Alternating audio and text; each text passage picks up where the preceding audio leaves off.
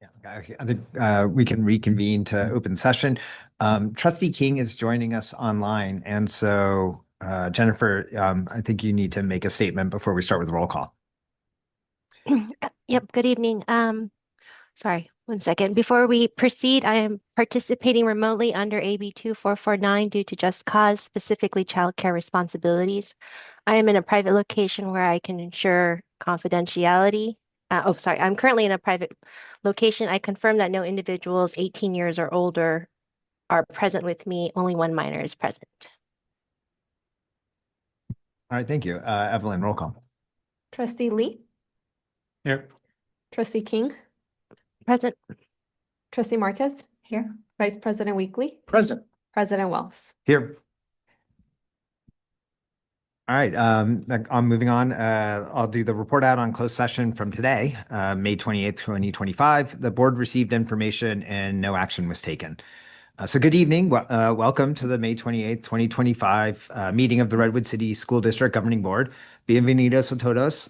Si requiere interpretación al español, por favor llama al 978-8-990-5137 y presione 8377041 y el signo de número. Si asiste a la reunión en persona, solicite un transmisor situado al fondo de la sala. Okay, welcome.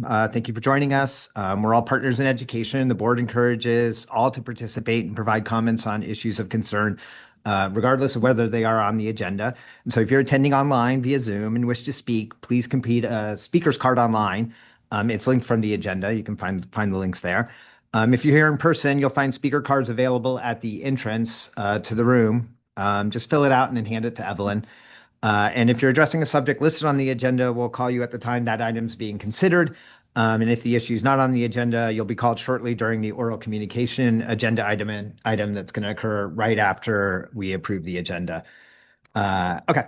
And then to be fair to all speakers, we do limit public comment to 3 minutes per person per topic unless otherwise noted. With that, does anyone have changes to the agenda? Perfect. Then can I get a motion to approve the agenda? Move to approve the agenda. Seconded. All in roll call vote. Trustee Lee, Here. Trustee King, Oh, here. Yeah. Aye. Sorry. Trustee Marquez, Okay. Vice President Weekly, Aye. President Wells. Aye. Great. Okay, now we are moving on to oral communication, and we do have a few speakers in person and a couple online. So I'm going to start with Maria Stockton.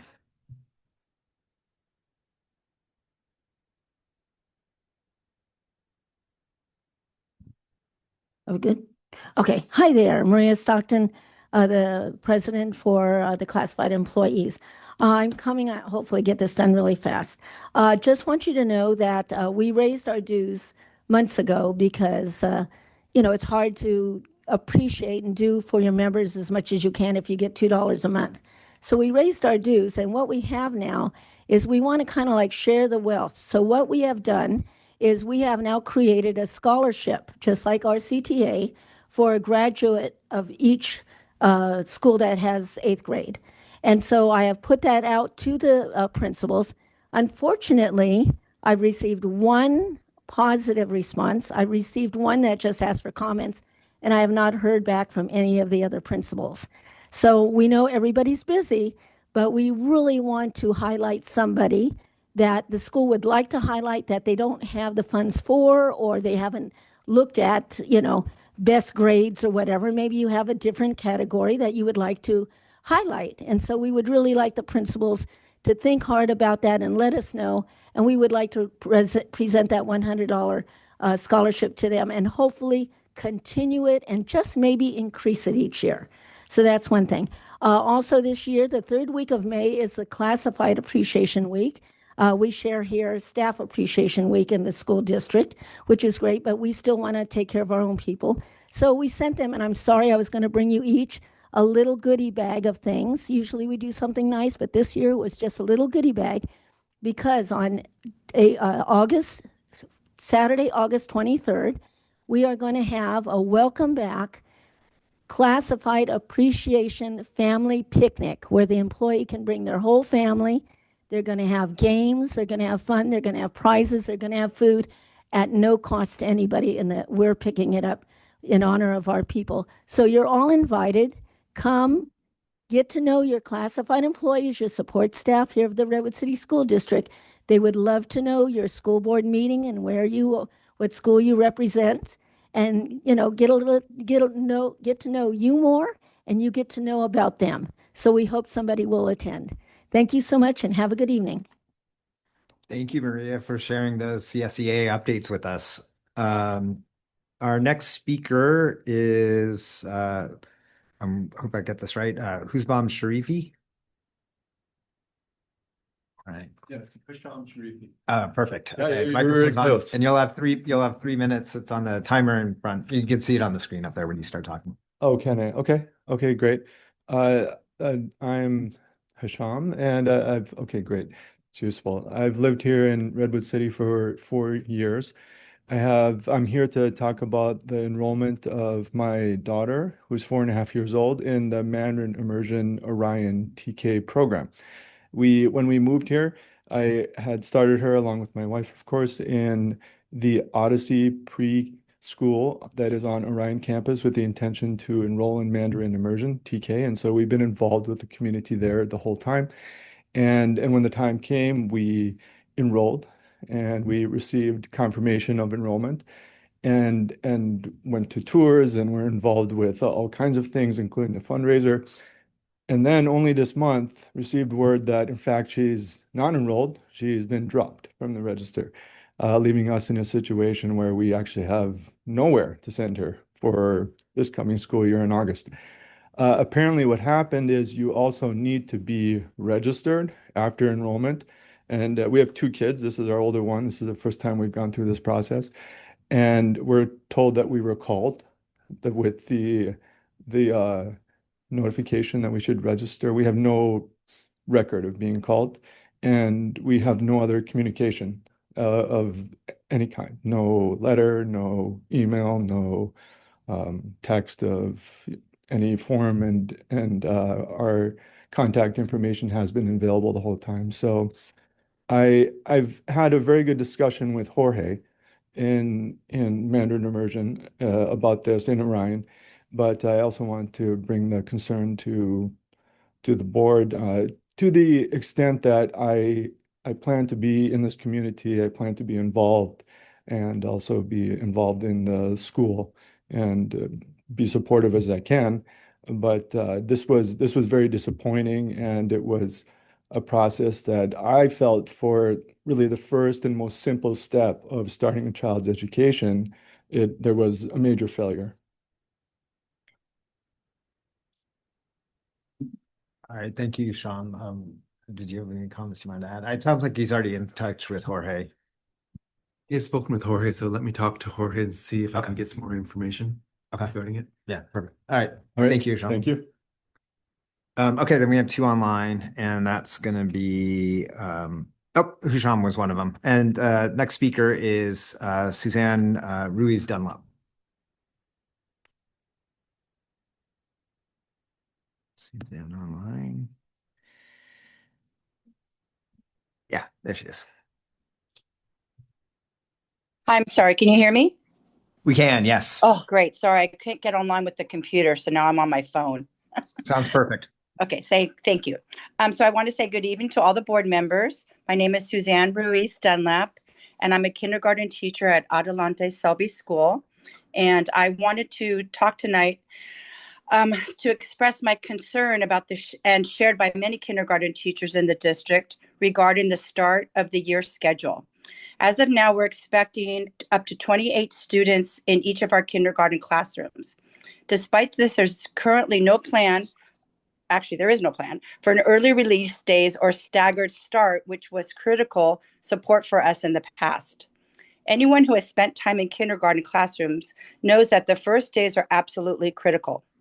This is when we build trust, teach routines, comfort those who are scared or overwhelmed, and begin to understand who our students are. Now we're being asked to do all of this and begin our assessments without any time to do it well.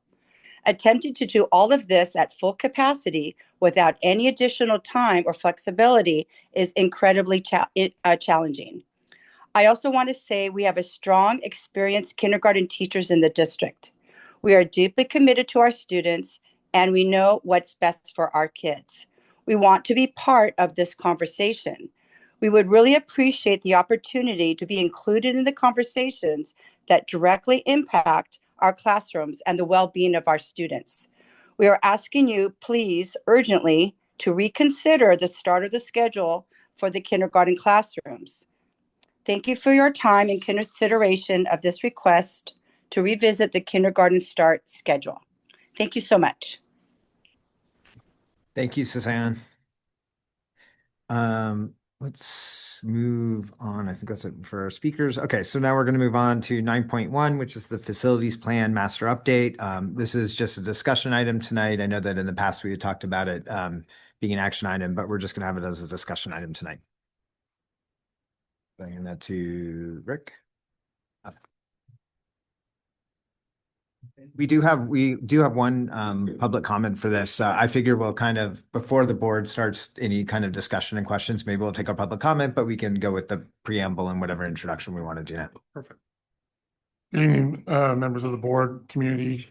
Tonight, we're here to give a second full update on the facilities master plan.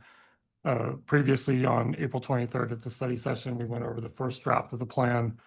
And since that time, our partners QKA, along with VPCS and district staff, have been working to refine the facilities master plan that was included in the board packet for tonight and that's shared on the screen.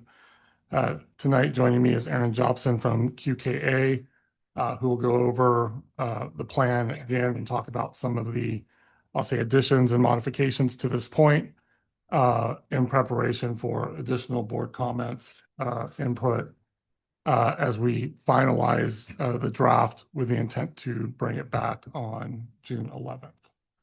So with that, I'll hand it over to Aaron to start off the presentation.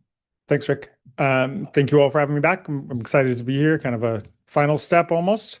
As Rick said, I think we'll just kind of go over quickly what we've been working on over the last few weeks. I figured we kind of go quickly through the introduction and executive summary sections and then pause. And as you said, kind of maybe take the public comment and then questions and comments from you all if that sounds good. So as Rick said, since the last time we were here, I guess about a month ago, it's been our effort has really been focused on kind of making some of the changes and revisions we talked about when we were there. There were some refinements to the cost estimate that we needed to make. We also, per your direction, got additional feedback from the site administrators by sending kind of that specific request to them. And we got feedback from a number of them that we're able to incorporate and respond to some of their questions and have some good feedback there to incorporate a few changes and just clarify a few things as well. And then put this final draft together, make sure we're kind of trying to cross most of the T's and dot most of the I's. One final pass through and kind of correcting things and making sure all the tables are correct and the numbers line up and all of those things are one of the kind of last pass of revisions that we'll be doing over the next week to figure that out, and in addition to responding to your comments and any other comments that come through that need to be addressed. So I'll just kind of high level, you all have heard a lot of this before, but I'm sure there are folks that are in the audience today and some one that probably haven't. So I'll just kind of quickly overview of the process. So master planning is the first part of the project development process. We're looking to identify broad project scopes, cost, and prioritization so that we can create a long-term plan and provide information to the board to select which projects are going to be most impactful with the funding you have. And that's kind of really what this page and those two diagrams talk about, is that we're starting at the master plan level. We had a lot of stakeholder engagement that will continue throughout the programming and design process of projects that are selected. And we're currently looking at the facilities master plan, and the next step will be to select projects from that facilities master plan to create an implementation plan for Measure S. Okay, I think kind of one of the things I wanted to clarify too is that the process of doing that is not formulaic. It's not driven by any one piece of information. We have the IOQ scores, the indicators of quality that we'll talk about, and those are a tool in helping understand the impact on education of each proposed project, but they're not the only factor that will be considered when we decide which project get funded in the implementation plan. There are a number of other things we'll need to consider as well. So go ahead and go to the next.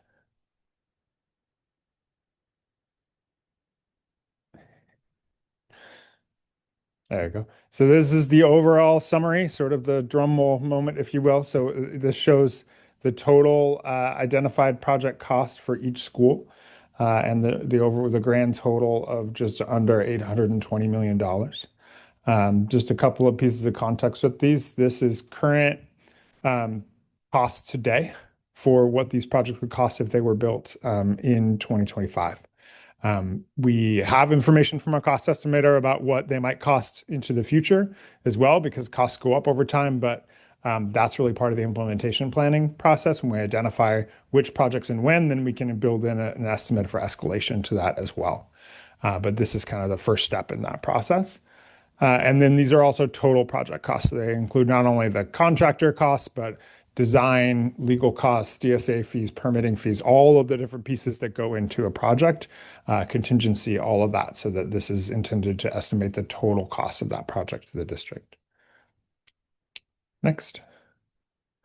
So we have a few different graphs that kind of break that data down in different ways. So this first one just looks at kind of three types of projects: new construction, modernization, site improvements.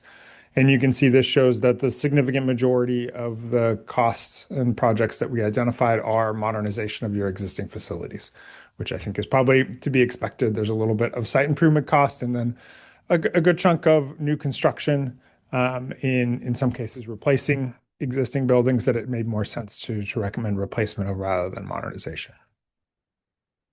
Next. And then this is looking at those indicators of quality, and those scores for each project, and kind of sorting the projects into four buckets of kind of, or sorted by score and therefore kind of level of impact. So on the right is the highest impact, which is actually the largest category at just over $360 million, about 44% of the total projects identified. And then the next category is 261, another 32%, and then the last two are 130 and 67 million each as well. So from that, you can see that, you know, a lot of your projects have a significant level of need and will have a significant impact on education. And that those are just, and then this graph kind of shows you the darker blue being the higher impact projects, and kind of gives an initial pass at sort of how those projects and their scores are distributed across the different schools. So I think what you can see here is you have a pretty broad range of conditions across your different schools, both in the level of need and the distribution of that need. So and that's kind of reflective of a lot of things. In some cases, it's reflective of schools having different levels of investment in pass bonds too, which is a natural part of a process. There's no, it's a kind of continuous process of facility improvement over time, over multiple years and multiple bond measures. And then also just different ages of facilities, different conditions as well, and different sizes of facilities too. Next. So you can kind of go ahead and skip ahead to the next one. So this kind of just really, the introduction is a bit more in depth on the process. So we talk about some of the goals and the mission that we identified early on. Next. We talk about the process wanting to focus on transparency, being inclusive and thorough, and maintaining an equity lens throughout that process as well. Next. And then this talks about kind of the organization of how we went about engagement, how we went about organizing and managing this process. So that focused on, we had an executive committee that had kind of helped run essentially the master planning process, which is really Rick and Martin and our team and the Van Pelt Construction Services team as well, working together to do that. And then we had school site committees at each site that we asked to represent the views of staff, students, parents, and community members, and to help inform the master planning process. And then we also had a broader community input through community meetings and a community survey. And then we had some targeted kind of focus group input from folks like the technology department and special education and facilities and things like that as well. And so all of that kind of got mixed into the plan, which is presented to you all as a recommendation for you to take action upon. Next. Just kind of history of some of the things that we want to make sure we provide information on: cost estimating and facilities assessments. Next. The overall timeline. There's a little bit of description of how we go about looking at capacity and right-sizing school facilities. You notice today there's a little paragraph on partner programs that got inserted there weirdly, so that's a formatting thing we'll correct. But this kind of talks about what that process looks like over time and how it's incorporated into it, talking about safety and security and what our approach to that is and how we incorporate that into planning. Next. And then kind of recapping a little more detail, some of the things we talked about already as far as how facilities master planning fits into the overall process. And then we get to the indicators of quality. And so this talks about what each of those 6 categories are and some examples of projects that might rate highly in those categories. So you can see quality of learning environments, maintenance and operations, safety and security, code compliance. And here's kind of the grid that we reviewed previously with you all around what those 6 categories are and how they're weighted and how that adds up to 100 points available for each project. Next. And then this is a little bit about how we go about scoring the projects. So we have those 6 categories, and really what we're trying to do is look at all of the inputs into this process. So starting all the way back with the facility assessments we did, but really focusing on what input did we receive from site committees. So we use this little grid down at the bottom to kind of facilitate a discussion about which projects would be most impactful in each site committee meeting, in the second meeting we had with each site. So that's a big factor into what we think, what we rate as most impactful in this process. We also asked similar questions in the community meetings about each school and based on the project identified, how each person would distribute 100 points across those projects in the way that they thought would be most impactful. So that was a good kind of piece of insight as well. Next. And then we also had input from the community survey that went out too. And that provided kind of general input, not school specific, but across the district on which things that folks felt had the highest level of need and what would be most impactful. And I think across all those, we saw pretty broad, differences, but pretty broad alignment that classroom modernizations were the highest level of need, kind of specifically calling out in a couple different formats, the HVAC and providing air conditioning. Also had good discussions in different formats about transitional kindergarten and providing space to support that, as that's a new program and new facilities needs to go with that. We heard consistently about kitchens and being able to support the food program and really just focusing on modernization in classrooms. I think one of the other things that we talked about quite a bit was providing more appropriate and better designed and kind of consolidated spaces for all the student support services on campuses that have often been kind of just housed wherever there was an empty space, and being much more intentional about that too. So for the most part, those different data points aligned pretty well to really support the same kind of projects being most impactful. And that's reflected in the IOQ scores, where the projects we see as scored highest are the classroom modernizations, the transitional kindergarten and kindergarten classroom projects, things like that. And then there are other projects that are more specific to each site, but across the district, those are the ones that really rated the highest. So that's kind of the introduction and summary, and I think probably a good place to pause as kind of the overview of where we are and where we're going, and maybe we can take questions from you all and public. Yeah, let's start with our public comment, and then we can move to board questions and discussion. So our speaker is Carlos Velasco Arreola. Yeah, and you'll have 3 minutes. Thank you. Good evening, trustees and Superintendent Baker. My name is Carlos Velasco Arreola, and I serve as the Policy Advocacy and Community Engagement Manager at KIPP Northern California. First, thank you to the board and district staff for your thoughtful and inclusive work on the facilities master plan. We deeply appreciate your commitment to ensuring that all Redwood City students have access to safe, modern, and inspiring schools. As you review this plan and prioritize investments, I would like to share our concern. The district has created a 0 to 100 point system to prioritize where funds should be deployed, with districts giving the highest priority areas a rating of 91 to 100. Out of the district's sites, 11 out of 12 were given a 91 out of 100, whereas 0 out of 3 charter schools were allocated the highest priority. We understand that this range plays a critical role in determining which projects are prioritized for funding, yet KIP Excelencia, which serves 650 students, the majority of whom are from historically underserved communities, operates on a campus with clear pressing needs.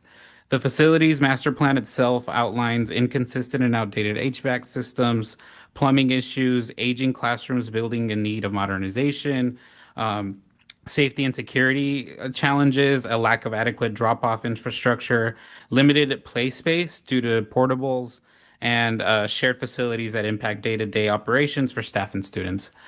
Based on the district's own criteria, educational appropriateness, safety, code compliance, and environmental quality, we believe that at least a portion of our $31 million in proposed upgrades clearly qualify as highest priority and should be rated in the 91 to 100 threshold. We respectfully ask the board to revisit the rating process to ensure equity in how needs are categorized, because facilities funding decisions must reflect the lived reality of all students, not just those in district-run schools. Our 650 students deserve high quality facilities just like every other child in Redwood City. And so thank you for your time and consideration and your continued partnership. Thank you, Carlos. All right, let's move to board questions, discussions, comments about anything Aaron said, anything you've read in master's plan or heard or been thinking about, or even what Carlos has brought up tonight. Anyone like to start?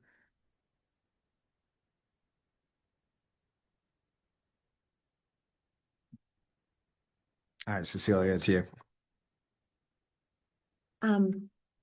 Honestly, I think what we're doing, moving forward with the master plan, obviously is a discussion. I appreciate the fact that we have been asking for stakeholders' input, and obviously right now that Carlos just mentioned the fact that KIP is concerned about the rating. I mean, that's probably something that, I don't know, Rick, is that something that you guys talk with the architect about? Definitely we're here to serve and for the well-being of the students. Everything that you mentioned on your presentation makes sense to me. I look forward to, of course, the engagement moving forward when the final plans come to the district. So that is my only thoughts for right now. Thank you. David?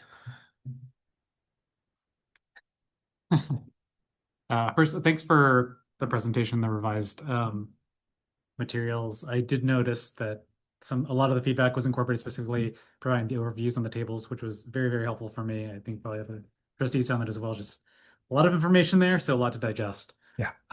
Do have a couple of specific questions, and maybe I'll start with the Carlos mentioned, because I noticed the same thing. I would be curious to hear a little bit more just about the I guess the scoring process itself in terms of allocating the specific numbers. I know we have the formula of each of the different IOQ 1, 2, 3, or 5, but then I'd be curious to learn a little bit more about how the specific scores are provided for each of those, because I did look at, just as an example, at classroom modernization for KIP, as well as Garfield just as a target. And I think what I saw was that the current state rubric showed that the KIP and Connect scores were fairly similar, if not slightly lower than those for Garfield, but then IOQ scores went in the opposite direction. So I'm sure there's a reason for it, but I just wanted to better understand that. Sure. In general, we talked about kind of the different inputs that go into that process. And so part of our job is to kind of consider all those and try to distill that into that score. I would say that obviously what you guys are pointing out about the charter schools and their relative is accurate. They are like in the high 80s, so it is like a pretty small difference, and just for context, and I would emphasize too that it is not a formula. And the process here to get to the implementation plan is not to sort that table and then get as far as our money goes and stop. It is going to be much more complicated than that and much more nuanced than that to get to the right set of projects that try to have the biggest impact and meet all of the district's obligations, including those obligations to the charter schools, which I know you all are familiar with kind of the nuances and complexity that surround that too. So I think that's probably the best way that I can answer that question is that, we did look at those things carefully and tried to consider all those, and the modernization scores are pretty similar, but yes, theirs are a little bit lower. And we can revisit that and look at that over the next few days too for the final version and make sure that we don't want to make any adjustments there. Yeah, I think it'd be helpful again. Sure. Few things. One, yes, know that this is not the final form. Two, also know that this is not the phase of like making decisions or implementation, right? Obviously, this is the vision. And from there, even looking at the highest priority total, right? Like that is a larger number than we have to spend. So like obviously choices have to be made. Sure. I totally get that. But the prioritization I think is helpful as a first cut for at least for me, and I guess also for other board members, just where to really focus in on. Yeah. So making sure that we get those scores reflective is super helpful. And again, this is not a mandate of like it needs to be like this, but it is something I spotted. I would also say that the lines of those categories are completely arbitrary, right? Like it was really just selecting, let's just pick these 10 points and those 10 points and that there's nothing magical about that. So if we change that line from, 91 to 100 to 85 to 100, then that sorts things in a different way and not a meaningful difference, right? We're really looking at that individually and more nuanced. And I think that's probably obvious, but I just wanted to make sure I said that too. I hear what you're saying. Mhm. I'll leave it that I think it did jump out to me. Understood. It jumped out to others. So something just to revisit. Absolutely. The other question I had was just about the feedback that I think that I know that last time we met, there was direction to reach out to their schools, to these schools, to get feedback on whether or not this looks right. Generally, I think the majority of schools have responded, and I just want to get a sense of where that feedback landed. Was it just like bits and pieces that need to be adjusted, or were there big changes in prioritization that you guys heard? And then I think you mentioned that there's still ongoing feedback that's being incorporated, and just wanted to make sure that is that from those same schools, or are we still waiting to hear from others? It's from the same schools, and we may hear from others in the next week or so that we can incorporate before the final draft comes to you guys all for approval as well. I would say that in general, the questions were mostly ones that kind of we could have a dialogue about and clarify. A lot of them were in a greater level of detail than we really get into in master planning. So around kind of how individual spaces would be used and how we'd accommodate special education, maybe in which classrooms and things like that, which are not the level of decisions that we need to make right now. And so we answered those and provided that feedback and let them know that, yeah, that's definitely possible within what we're doing, but those are decisions you guys get to make down the road. So there was a kind of a chunk of feedback that was really essentially just a little bit more detailed and nuanced, and it's kind of like the first diagram, right? It's kind of the next level down as we get into programming and design for those projects. I would say there are also kind of a chunk of questions that had to do with kind of the classroom counts and capacity analysis and how those numbers are generated. And that was also kind of similar, where there was some nuance around that. There were a few tweaks where maybe we didn't account for a special ed classroom in the right way or nuances in that way. None that I remember that were impactful in the way that they changed the overall master plan. Definitely changed some of the numbers, but not in a way that like, oh, we need to add 4 more classrooms to this site because we undercounted things. More just kind of clarifying things and dialing that in a little bit more, and just explaining that process and what it means and what it doesn't mean through that process. I think those were the biggest areas.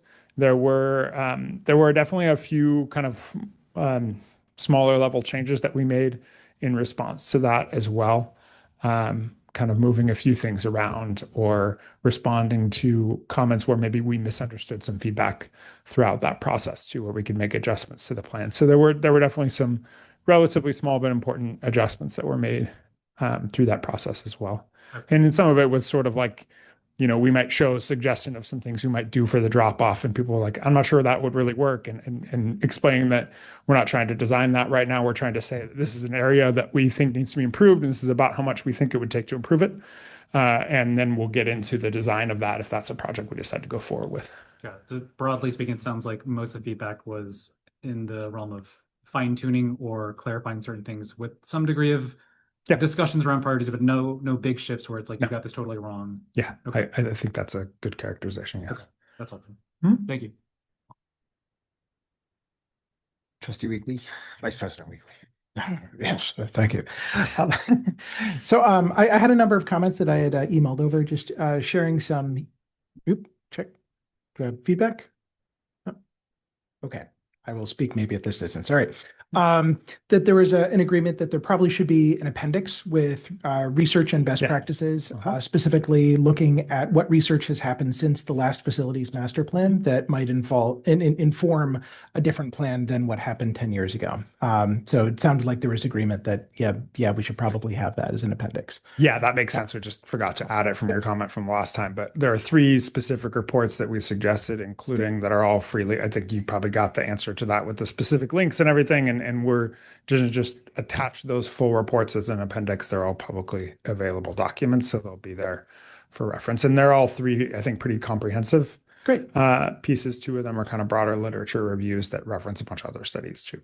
Fantastic. So we'll be very glad to see that. One of the things mentioned in the literature that I found surprising and delightful was the inclusion of hallway libraries as a highly efficacious intervention to improve literacy rates, just in helping encourage casual reading and grabbing books off shelves. And so if we could include that as just generally something that we're going to be looking at as we refurbish these different areas, the possible inclusion of casual hallway libraries, I think that would be really good.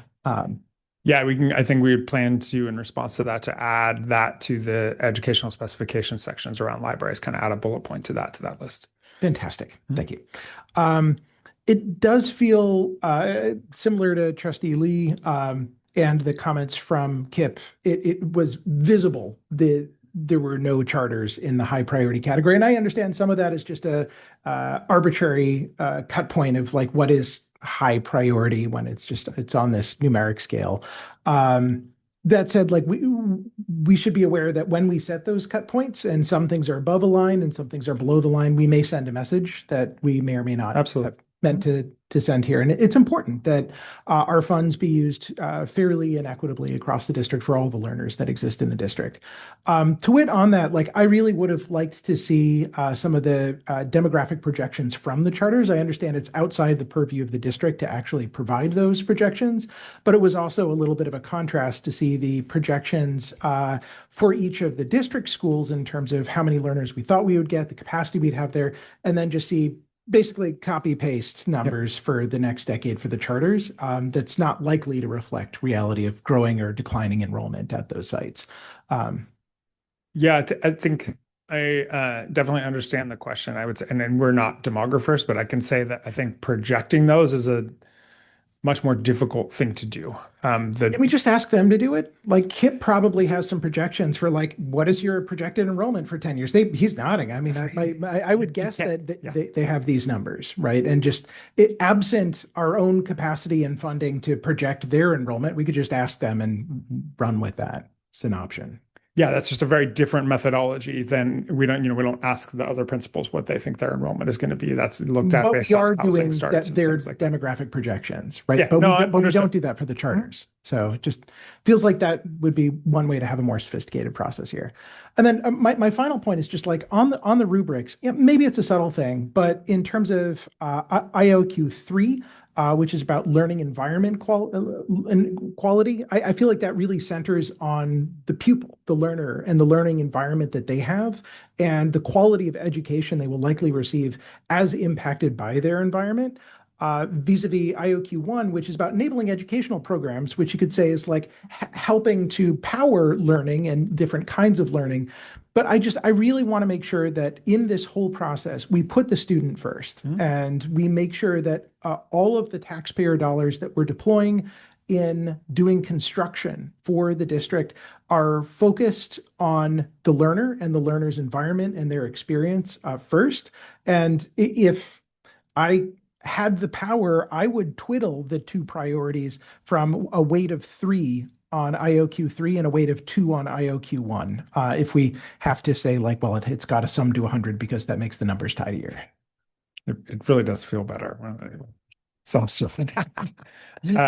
Yeah, I mean, I guess what I would say, and I think kind of the response that we gave in writing to that response too, is I think in a lot of ways, all 6 are really meant to measure impact on students in different ways and from different perspectives. But I think those 2 in particular both do in different ways. And I think you'll see in most projects, like the projects that rate high in one often rate high in the other too, because they are very connected in a lot of ways. But I think that you can take like the transitional kindergarten as kind of the prototypical example of something that we very high in an educational program. We need to make these facility improvements to do that, but it's obviously very closely related to students and student performance too.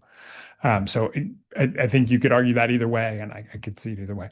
I don't know that it would have a significant impact in changing that across the thing, because I think most of the cases, those projects rate both of them, maybe one's a 9 and one's a 10, and then they get the multiplier, but it would come in pretty similar. I mean, there's a certain degree to which, like, gosh, did we choose the wrong columns then? Because, like, if the columns are non-orthogonal like that, then they're not really evaluating separate characteristics of the projects. And they're not identical for sure, but a lot of these things are definitely related. And some of the things are going to rate higher in educational programs where we're providing space for, a flex lab or something like that. Those rated a little bit higher, but we're also modernizing that space at the same time. So it's going to improve the educational quality. So I would think about it more like that, where we're renovating a space. So we're kind of doing both things, and we don't separate out in the project. Like, this is the part of the project that converts the building to this use, and then this is the part that updates it. So it's more of that kind of alignment. Fair enough. It's just me, and I understand it's a subtle distinction, but it would be one that I would make if I were sole authority, which I'm definitively not. That's the end of my comments. Thank you so much for your hard work on this topic. I would ask that maybe at the end of this, you guys give us direction on whether you want us to make that change. Yeah, we'll bring that up and have a quick discussion. Jennifer, did you have any comments for the board or questions for Aaron while he's here? I think we probably can discuss at the next meeting when they come with the final plan, but I was just kind of more curious about what the development of the implementation strategy was going to entail and kind of look like. And we can table that for the next meeting. Well, it's going to look challenging because there's a lot that can be done here, and we're going to have to winnow down to fit within the budget and choose what the priorities are. And I think that that's something that we should all be thinking about, like, how are we going to want to prioritize these projects? Because this is clearly more intentionally than can be covered by the geo bond that was raised. And even if you look at whatever matrix you look at, you're going to find more than we want to put in there. There are definitely some themes. I think you've touched on some of them, like TK, permanent structures instead of portables, the kitchens, that'll kind of bubble up there, but those are the other ones. I do want to circle back to, actually, real fast. Can we just, I wanted to do, because it's not in the memo. Rick, can you just run the process of what we're going to do next? So the next meeting in June comes for approval. Yeah. Barring any unforeseen circumstances, then we'll bring it back on June 11th for approval, where we had planned to talk about the process of the implementation plan at that meeting, and then likely come back at the last meeting in June with additional updates on the implementation plan. Okay. And then bring it back in August for approval. Okay. And then if members of the school community have feedback they want to make now that they have this final draft on the board, and they want to make feedback, and they come to us, should we route them to their principal to give feedback to? Is that the right venue? If they have something about their specific site? At their specific site, route to their principal, and then it will be routed to us. Okay. Consideration. Okay, great. Yeah, so I think that was all the process ones. I think we do have a question of like the IOQ. I mean, we've talked about this all the time. We kind of had agreed on the current weightings. You're wondering, Aaron, if we want to change those weightings. Was that kind of your question? Yeah, I mean that's a change that we can make, but we need to know one way or the other. Yeah. What you collected, as you said, David, it's not for you to make decision, but it is for the five of you to make. Yeah. So I think is it fair to say that David Weekly, you're kind of in favor of flipping 1 and 3 to make 1, 2, and 3, 3? Wait. That's my proposal. Okay. It's not a hill I'm going to die on. I understand the subtlety, but it's just like I really want to root the learner first in this process. Yeah. Does anyone else feel an urgency to change the weighting at this point?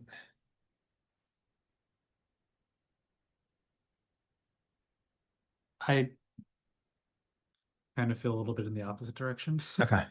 Mostly just I think in my head, we have a sense of kind of what these look like now. Obviously, it'll be, it's a matter of formula, and we know what that looks like afterward, but then there's more time to digest it. Yeah. I think from my perspective, I'm more interested in making sure that the outputs of the scores sufficiently and accurately reflect kind of what all the other pieces are, namely what the school sites and the community have input. And at least what I've heard is that for the most part, they do, subject to certain adjustments.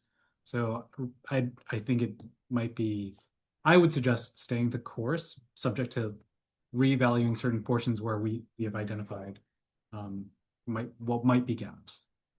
Okay. Cecilia, do you have any? So just so that I understand, so what David what you want to do with 1 and 3, you want to swap them? The weightings Okay, to make 1 worth the total of 30 and no 20 and 3 worth the total of 30. This is basically how they get the 100-point score. They go in and give a score and then they have a multiplier for it. Yeah. Jennifer, I don't know if you have any thoughts on that. You don't have to. I'm just you're not here, so I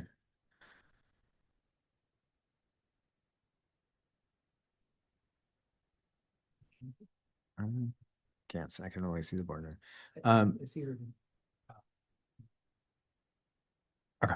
I mean, I would agree with David Lee that we've kind of gone this far with all the feedback sort of around the rubric set up this way that changing at the last minute might have, it might, I don't know what it would do, but I kind of feel like we should stay with the weighting where it is and continue down that path. So I think, and hearing no strong consensus either way, I think that that's probably our best path forward.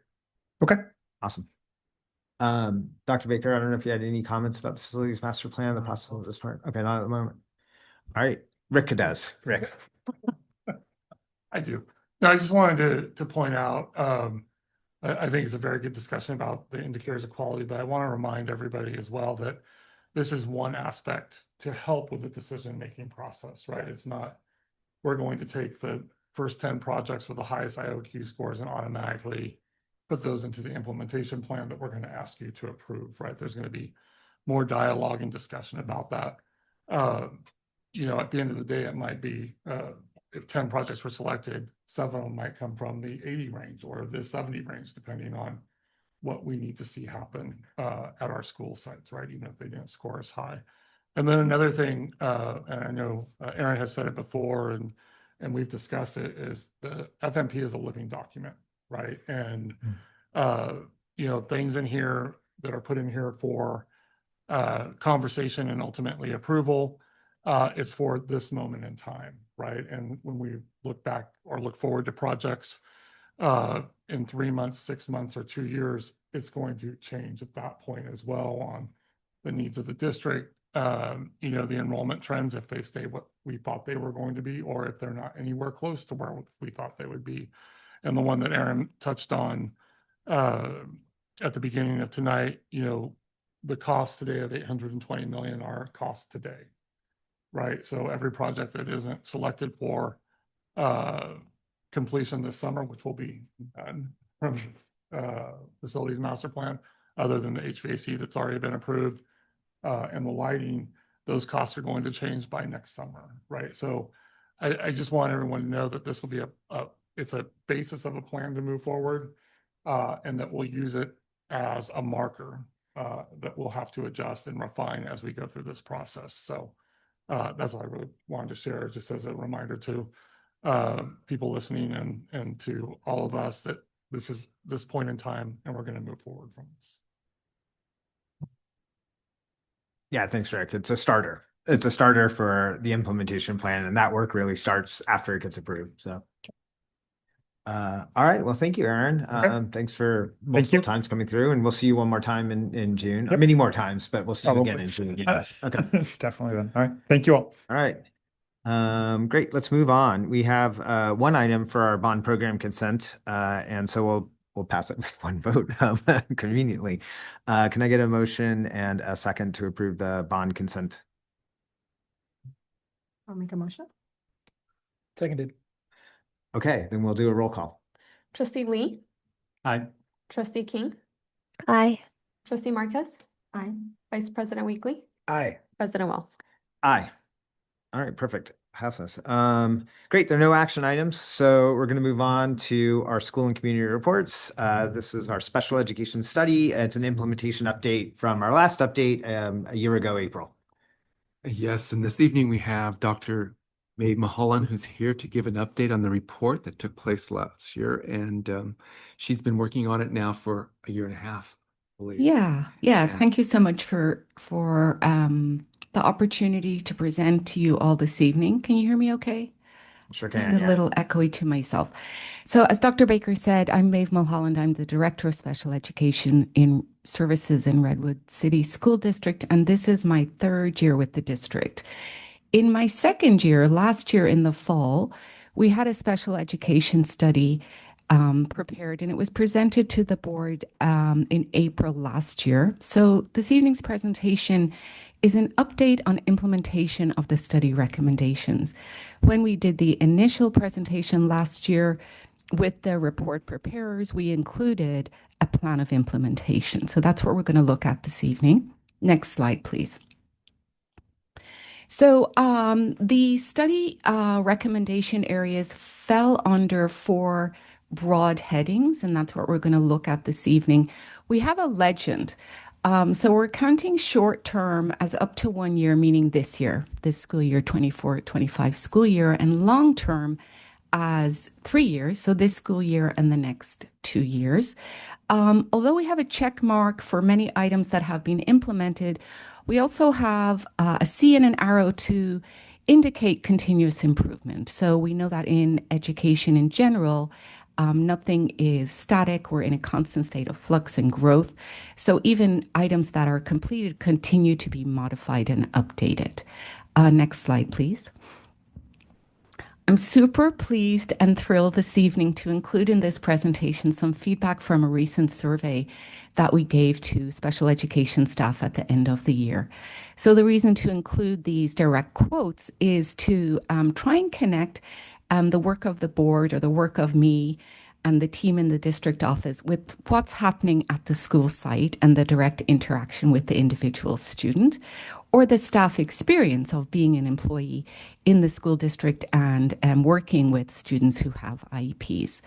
So this first slide is from a veteran school psychologist. She's been working with this bold child for about a year on counseling and seeing some beautiful progress in terms of how the child is able to navigate the social environment. I think it's during recess. I'm not going to read the slides unless you want me to do so. Certainly let me know. I'm assuming that you can read them as I go along. Thank you. Next slide.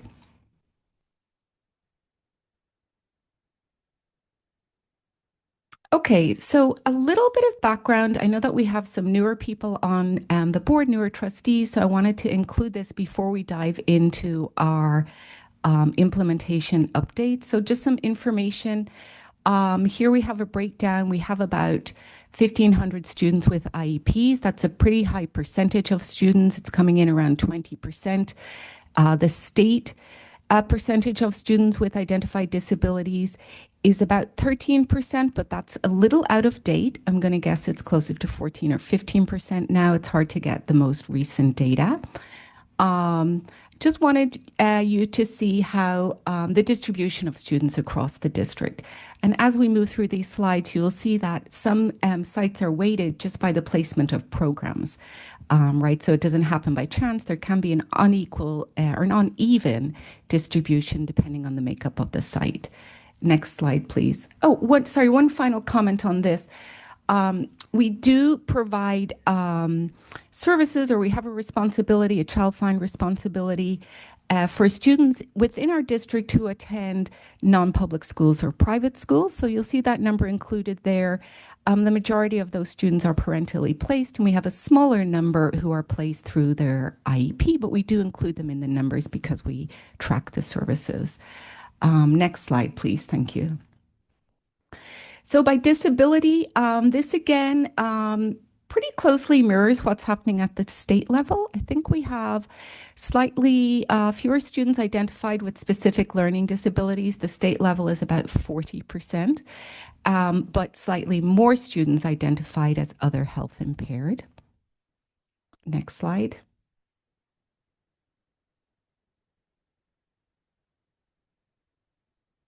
Go ahead, Anna, with the next slide. Thanks. Okay, so this is one way of looking at a map of the district, like a visual map of the services that we have for our kids. So we begin responsibility for students when they turn 3. Our earliest learners are provided services currently at 4 sites. Next year, this will be at 3 sites. So the chart I'm showing here is the projection for next year of where our various services will be provided. We have inclusive practices across all of our schools, and the majority of students receiving special education services spend the majority of their day in general education. All of our school sites also have resource services, so resource learning centers.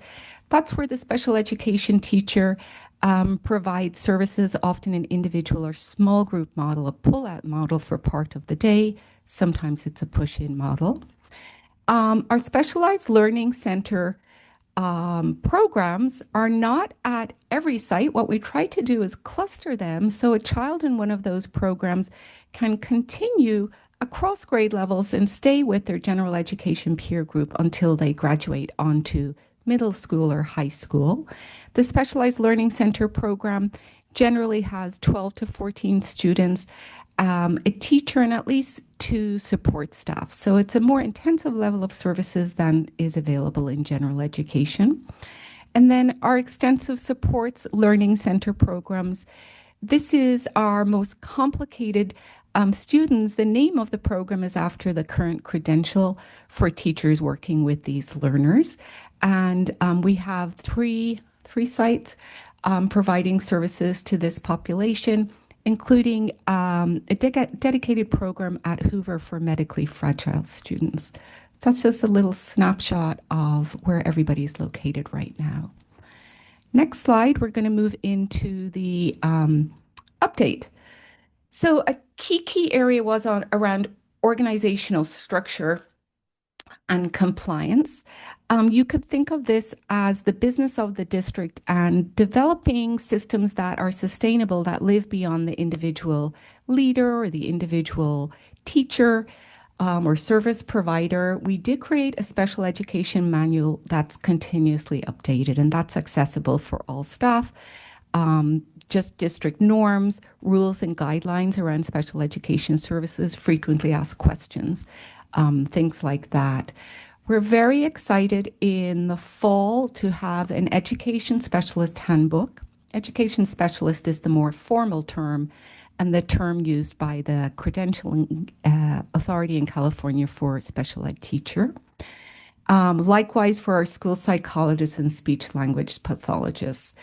And they again will be continuously updated and will also be referenced, we'll see a little bit later, for new people who join the district, right? So that they kind of have something to start them off if they're joining as a maybe somebody newer out of college who doesn't have a lot of experience.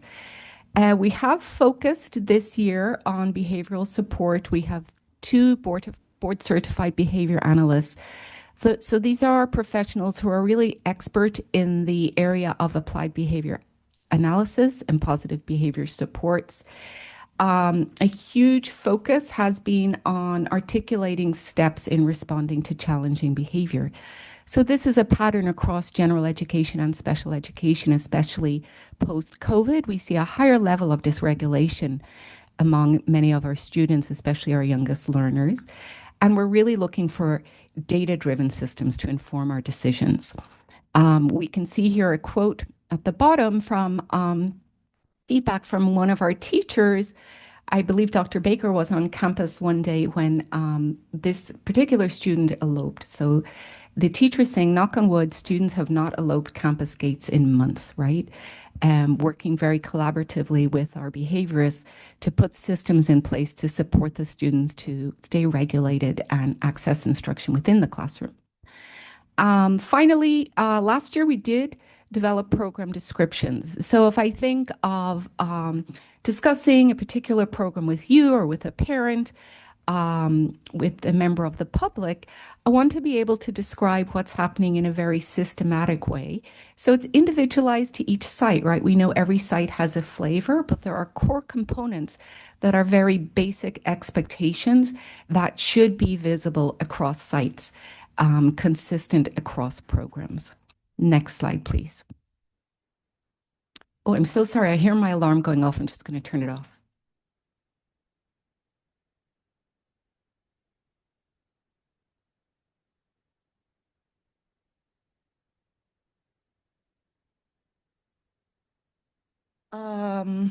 Okay, a transportation plan was a recommendation of the study, and we have one, but we've been kind of monitoring. Case law has changed over the course of this year in terms of requirements, responsibility for the district to provide transportation to students with IEPs. So we do hope to bring that to you soon, but want to make sure that it's reflective of the current norms across the state for offering transportation. Communication, I think, probably our most successful portion of the organizational structure and compliance focus this year has been communication. So we really streamlined and formatted job-alike meetings, which we already had for staff, but the big new one this year I feel that's been successful is monthly meetings with site administrators. It's a shared agenda. The site administrative team puts their items on. We put items on from special education services that are then also replicated across the other focus group meetings. So there's a real closing of the loop there in terms of me or someone in the department having an expectation for a teacher or school psychologist, and the principal as the instructional leader at the site being aware of what that expectation is. So really working in partnership together to support staff and to implement our priorities. The transition planning is something that we did last year. SEPTAR is our Special Education Parent Teacher Association of Redwood City.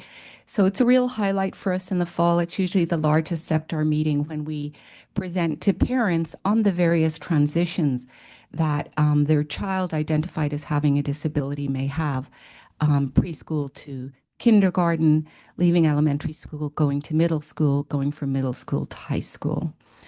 We also had an annual internal staff transition fair.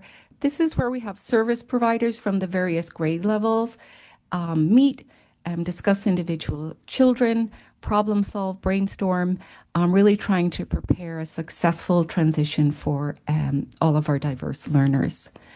So I love this quote here when, depending on how one phrases the questions in a questionnaire, I can get positive responses or negative responses, or something like this, a more nuanced critical response, where this is a veteran middle school teacher who's really echoing what we're trying to do within the department in that she's saying she wants guidelines for how middle school resource is structured. So that's telling me that, oh, I'm missing something here. I thought my resource services, my resource learning center was fairly well articulated. This person is letting us know, no, I need to revisit that continuous improvement. She's asking for something more rigorous in terms of how she implements her program or what the expectations are for her program. Next slide, please. I'm motoring through this just because there's a lot. Feel free to stop me at any time. We continue to conduct file reviews and focus on compliance. So a huge portion of special ed is that not what's happening in the classroom in terms of instruction, but really all of the paperwork related to special education. I have my meeting with parents, but the actual compliance components are fairly lofty. And we can see here a first-year teacher just noticing that balancing the responsibilities of the paperwork, the assessments, with the responsibilities of teaching is a big task. So we do provide a lot of focused support for new teachers in that area. Want to talk about service trackers. So recently the state implemented service tracking. They want to see how much of the offered services we're actually providing. And so there's an audit. The first audit was last year. We're going through the current audit right now over this period of time. And our special education information system is called SACE. And we chose to use SACE Service Tracker to track our services. And then based on feedback from our teachers, now what is that committee called the climate committee, where we discuss well-being. From the climate committee, we're actually going to shift to probably Google Sheets next year, just as a more efficient model, better use of teachers' time, and more responsive to student changes in placement and stuff like that. For our budget planning process, you'll see it in later slides. That has to go hand in hand with human resources, and just continuously looking at how can we, really one of the biggest recommendations from the report, increase internal capacity and decrease contracting with outside service providers who have been part of our services provision for good reasons for some time, and now really looking at that more closely and trying to become more efficient and more just expertise in-house. Next slide, please. So this leads directly on to our contractors to district employees. The teacher here is a veteran teacher who shifted roles this year into a very complicated setting, where she had 4 paraeducators. They were all district paraeducators, and they are a joyful team doing sometimes very challenging work. So I included this to really emphasize the district commitment and the special education services and human resources commitment to really having district employees fill as many of our positions as possible. We have wonderful outside people that we work with, but there's something much more authentic and kind of to be a member of the RCSD team, and by being an employee just seems really important. So we continue to work on this. Next slide, please. Last thing I want to shout out, we have a program specialist, Rob Kruger, and 2 program coordinators, Mette Neuhaus and Bernadette Garcia, who have office hours every week. And I have tried office hours in other districts and other positions, and not particularly successfully, but these office hours are busy. This is an hour and a half every week, where any service provider from around the district can jump on and get their questions answered, brainstorm and problem solve, and what they are coming up with in the execution of their workday today. Next slide, please. Okay, I do not have a ton on the MTSS portion of the recommendations here. However, I do have a big takeaway that I feel is most important, and that is that the core work of the district, the LCAP goals, the interest and commitment to supporting all of our learners to be successfully academically and socially, and to be well-rounded individuals moving through the grades successfully, is the foundation of instruction for all of our learners, not just those identified with disabilities. So all Redwood City School District students are general education students first, and some of them receive special education services. So what we expect to see as we increase capacity in the general education setting through the use of MTSS, Universal Design for Learning, rigorous instruction, professional development, a focus on attendance, a commitment to multilingual learners, is we expect to see a decrease in referrals to special education services because needs, including more nuanced needs, are being met within the general education setting. So that's the big takeaway. I'm not reporting on this. That's the purview and primarily of Assistant Superintendent Herrera. But I really appreciate that partnership and recognizing that there's a strong connection there between what happens in general education and special education. Next slide, please. And this is again just referring to the LCAP goal, really impacting what happens in special education services. Next slide, please. A little reflection on the newly eligible students by school year. We see a little dip here. It's a slightly preemptive dip because we have some pending assessments. And I pulled data, anybody who's being assessed is in that data load, but majority of these assessments will actually happen in the fall. It just happens that we open them in the system at this time of year. So I think we can point to some slight decrease in referrals for special education services and continue to monitor that over the next several years, of course. Next slide, please. Okay, my favorite part of the presentation, not a huge part of my work, but the primary focus of the work of the teacher on special assignment for special education in collaboration with our staff development department, looking at the skills of both our paraprofessional staff and our credentialed teaching staff. So we're collaborating with human resources to have a kind of onboarding module, the basics before I go into the classroom, a very brief module, a couple of hours, just to get me set up with some norms before I start receiving ongoing professional development, both from my teacher, right, who's directing me in the classroom and teaching me a lot of things, but also from very planned and specific professional development opportunities that we provide to our classified staff across the instructional year. We did have another survey. This was from our paraeducators. I have a bias in favor of paraeducators. My first job in a district was as a paraeducator, supporting a young child with autism. Again, trying to relate what we're doing here with the reality of being in a classroom and the wonderful engagement that our paraeducators have with our students daily. So this person, it's their first year, and she was reviewing as part of this questionnaire. There was a list of all the trainings this year, and she's looking forward to next year so she can solidify everything she learned, which is exactly what I want to hear. Because the best practices go round and round in this spiral of learning.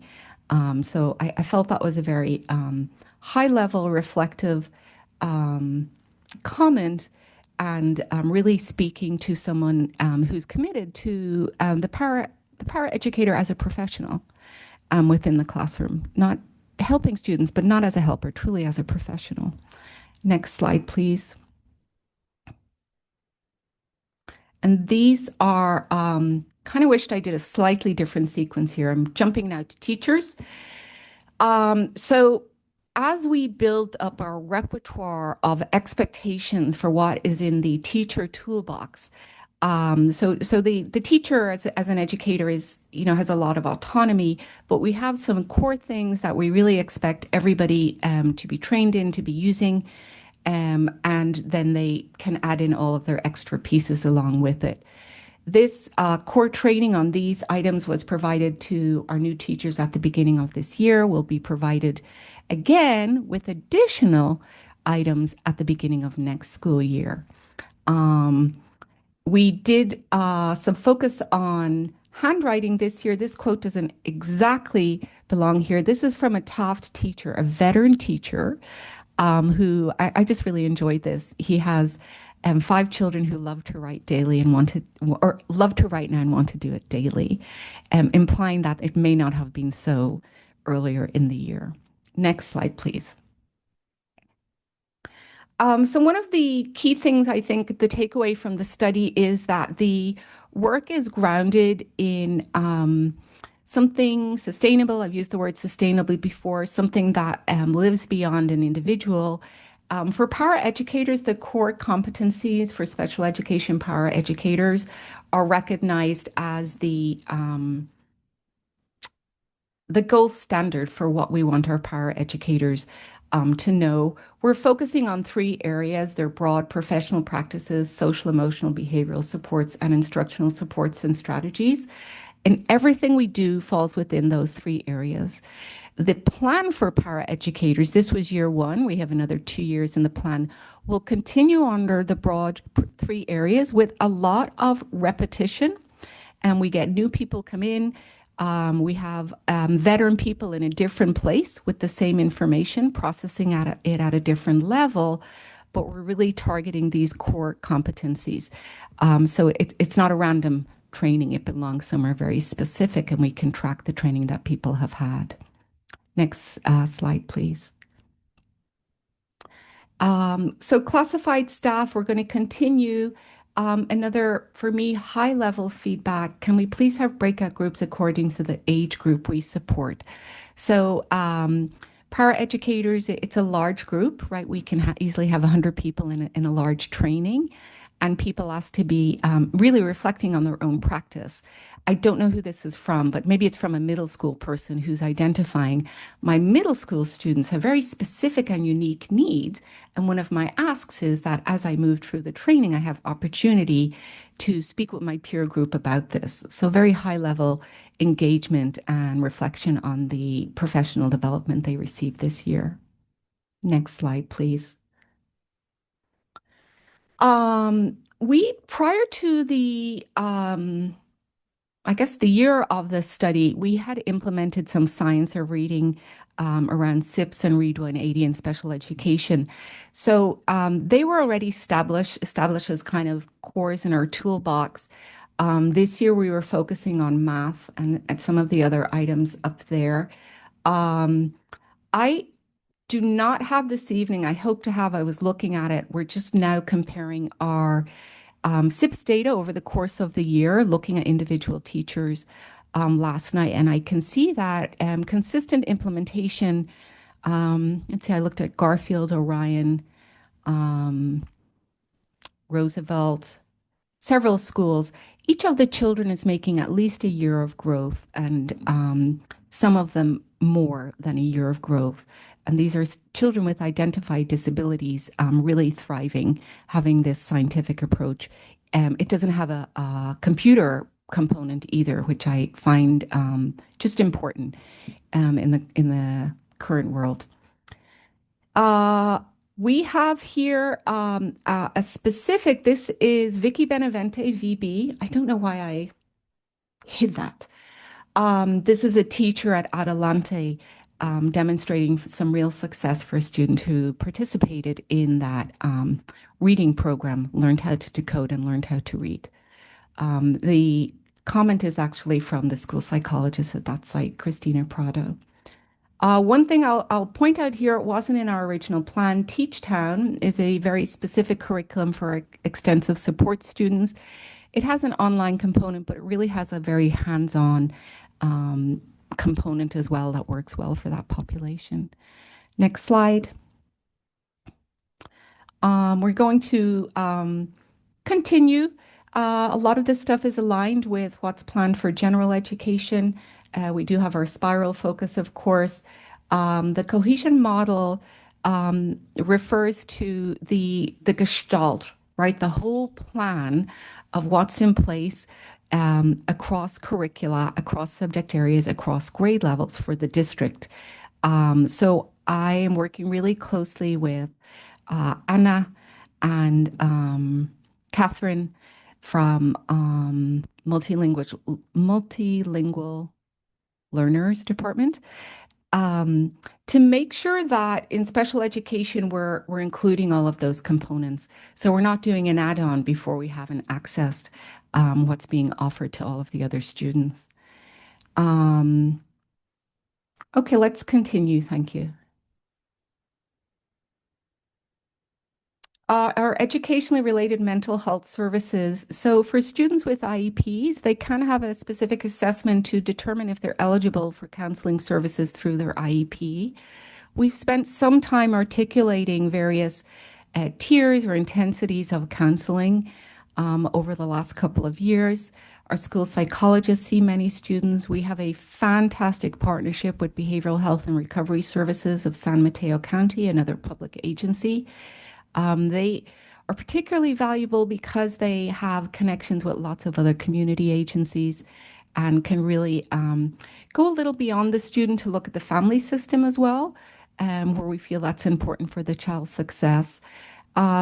A focus for next year is discontinuing contracted services for some of those more intensive level of services that we provide in-house. We'll be beginning a team of 2 mental health counselors to very much complement the general education team, but this team will be focused on some students who are often at risk of losing their placement in the public school system. So a very specific targeted population, and we'll continue to develop the referral and the step-down processes over about the next year, I think. Handle with care. We have provided that training to pretty much all sites, all our general education teachers. It's a wonderful opportunity for people to learn how to work with and approach students who may be elevated, how to support students who are quite escalated through the escalation cycle. And yeah, very valuable. There's a physical intervention component for more targeted programs, and staff receive that additional training. Next slide, please. Okay, a shout out. This is Principal David Camarena and Charlene de la Peña, one of our international teachers. Principal Camarena hosts the Therapeutic Learning Center program at Taft Elementary. They were recently awarded a prize by San Mateo County SELPA and the CIC, Community Advisory Committee of San Mateo. Appreciation of their support for students with disabilities. So this is a really specialized program. After the presentation, 3 different directors came up to ask if we had space. Was there any room in the inn for their children in our specialized program, which felt really wonderful. Shout out to this team.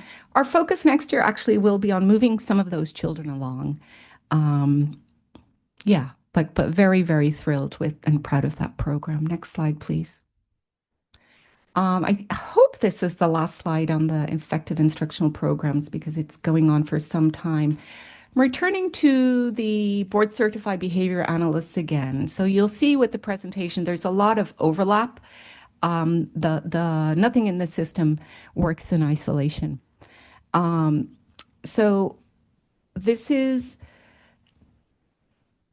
again, returning to this experience across sites that our staff want more support and more training in positive behavior interventions for children who are struggling with attention and regulation.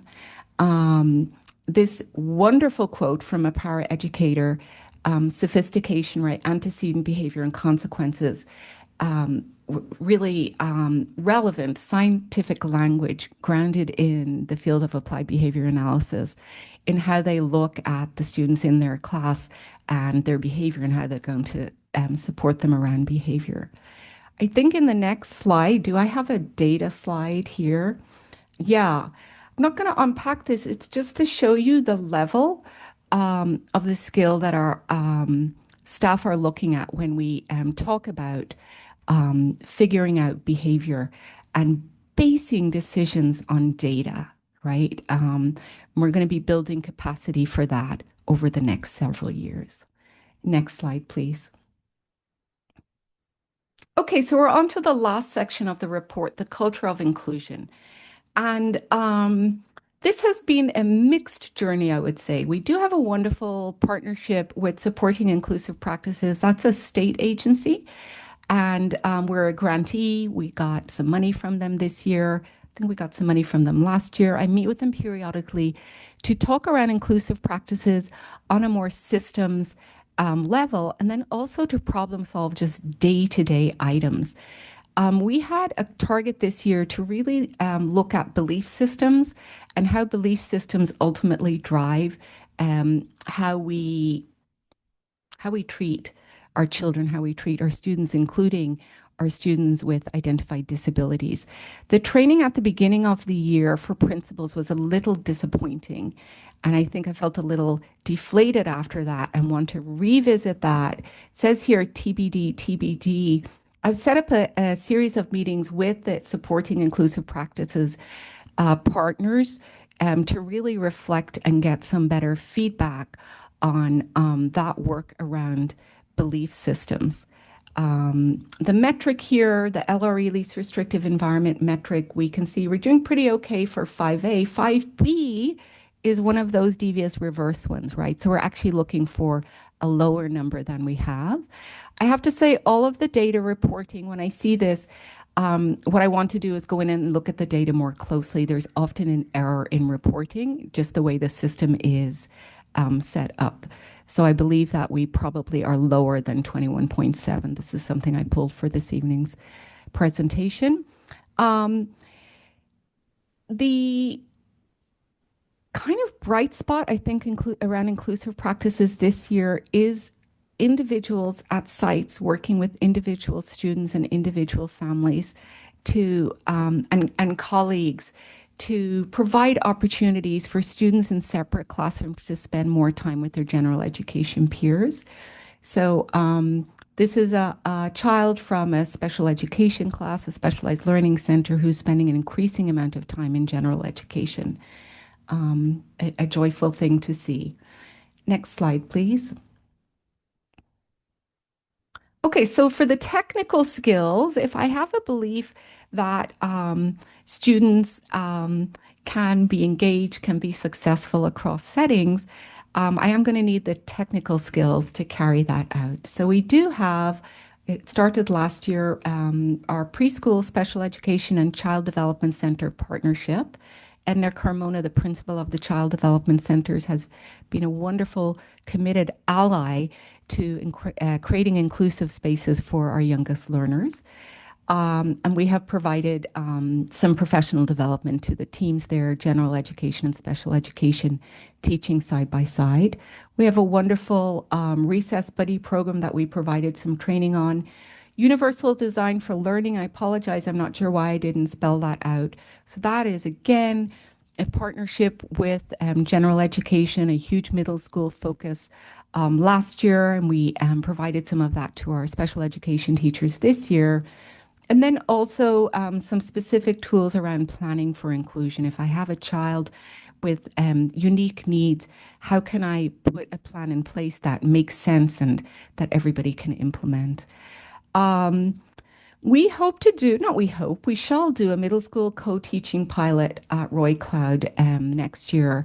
This will be a collaboration with Innovations Collaborative out of Santa Clara County Office of Education. So at the Sequoia Union High School level, they don't have separate programs. All of their classrooms are co-taught. And this is a model that we're just looking at and learning more about at this time. We're not in a position to roll this out district-wide, but we have a very good plan in place to run a model program at Roy Cloud next year and explore opportunities to expand that the following year. And you'll hear more about that as we move along. Here's a little story about a child who's moving from pre-K inclusion, and she's going to go right into kindergarten inclusion. So that feels like a real positive win. Next slide, please. And then the organic work at individual sites. So Garfield, a recess buddy program where extensive support students are partnered up with the general ed kids such that people are asking to join, children are asking to join, teachers are asking to participate, which is wonderful. Roosevelt hosted inclusive drama classes funded through SEPTAR, which is, a lot of fun activities there. In middle school, most of our children in separate classes actually mainstream for some portion of their day or large portions of their day. Just wanted to put that out there. You can see the quote there, 4 students moved on to some gen ed classes. Here's the classes they're in. Visual icon boards for recesses. So there's something our speech language pathologists help implement at sites. Big banners that for children who are not verbal, they can point to what they need and their general ed peers can also understand what they're wanting to say. And then our TK program at 4, this is a specialized learning center program, wonderful collaboration with Gen Ed TK over there at 4. They do a lot of stuff together.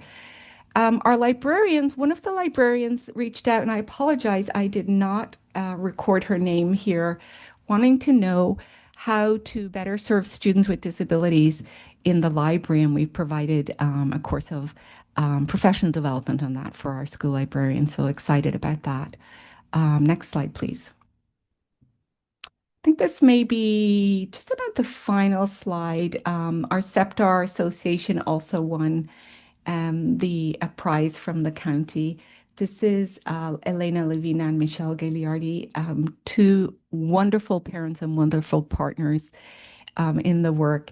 SEPTAR takes the lead on Inclusive Schools Week, which is our celebration of diversity each year for the first week in December. Just want to acknowledge that work. Another child here, one of my students, I believe this is a first grader going into second grade, going to go into general education next year. I think final slide, please. Let's see. Yes, I wanted to end with a wow. A student walked for the first time. Again, just trying to share some of the miracles that happen day to day with all of our students, general education and special education students, that are far removed, right, from the boardroom and the slide and the data and the report. And so for special education services, for me as the director, it's really important that everything we do, that there's a thread, a throughway down to that student experience in the classroom. So yeah, that's why I finished with this slide. Thank you so much for your time this evening. Thank you very much, Maeve. That was a lot of information and good to hear the update since we saw the study you presented a year ago by Anjanette and you and Jude. So that was great.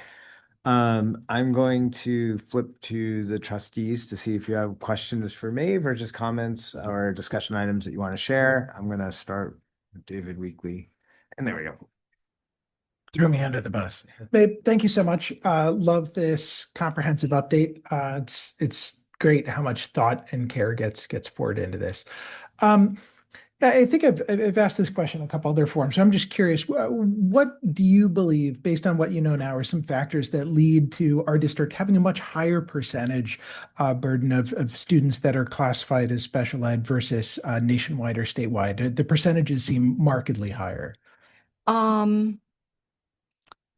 This is a great question. I think that we probably see some increase post-COVID. Some students who missed learning opportunities, and then we get this bubble post-COVID. I think that attendance challenges related to COVID have really impacted student ability to progress in general education. And so kind of in a roundabout way, are offered assessment for special education services. And I would surmise, but I don't have the data to back it up, that a greater focus on multilingual learner support will be realized in fewer referrals for special education. So they're kind of the things I would be thinking about or looking at. Someone has said to me before, by dint of our location, we're in an area with a lot of specialized medical services. And so maybe families move to this area because of that. But I actually have no data to back that up particularly. I thought it was an interesting point. It's not an urgent thing, but it might be interesting to see if we could formulate some hypotheses along those lines, and over time see if we could, ask parents of SPED students like what caused you to be here, etc., just so we can have some understanding of what's going on and also be able to project it to a certain degree. Related to that. Should we measure graduation rates from an IEP to mainstream as a goal? And like, how are we doing it in terms of the percentage of students who manage to exit a plan every year? And like, what kind of targets should we be setting for that? So it's kind of, you've asked two questions unwittingly. Well done. So the first is related to, say, the location of services. And I think that's a really worthy goal to track data on. And that's something the state tracks in terms of the least restrictive environment. And how many students are we moving such that they spend greater amounts of their time in general education? So we're building their capacity, we're building the capacity of the staff to support them and the peers in the room. In terms of exiting special education services, there's one fairly predictable exit point, and that's for younger students identified with speech language impairment. That often is ameliorated by the time they get to kinder, first, second grade, and we see an exit then. Independent of that, exiting special education services is fairly atypical. So our numbers hold steady across the years in general, as they do across the state and across the nation. So it's the need for the need for continued support. The need for support continues. The challenges remain, and they just change as the child changes. But maybe I could do some research on that as well and report back to you. Yeah, that would be interesting. I mean, because I guess I could understand that for some kids it's going to be what it is, but I could imagine that for some percentage of the population, it's not going to be 100%. There could be a plausible target to, over the course of a few years, exit them from a plan. And maybe that's aggressive, but I like to be aggressive and have, high hopes for what our students can achieve. For sure. Yeah. Cool. So when I went to visit with school sites, a common theme that I heard back from administrators was the IEP reporting burden, and that's related to this as well, because if close to a quarter of their students are on IEPs, it's an awful lot of plans and paperwork and documentation around that. How are our explorations going to offload some of that, IEP reporting burden onto other qualified administrators while maintaining the same high quality of service and support for the students that we have today? For sure. So would say we've looked at that in a couple of ways.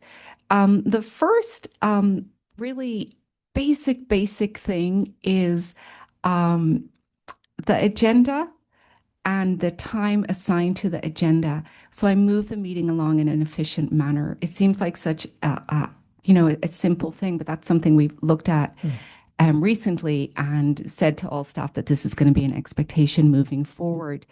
There will always be exceptions, right, where we need a longer meeting for whatever reason, but just really having reasonable times and moving through, providing more training to teachers on facilitating the meeting such that we move through the meeting. Maybe providing information to parents in advance so that they have an opportunity to digest it and can more readily engage in the business of the meeting.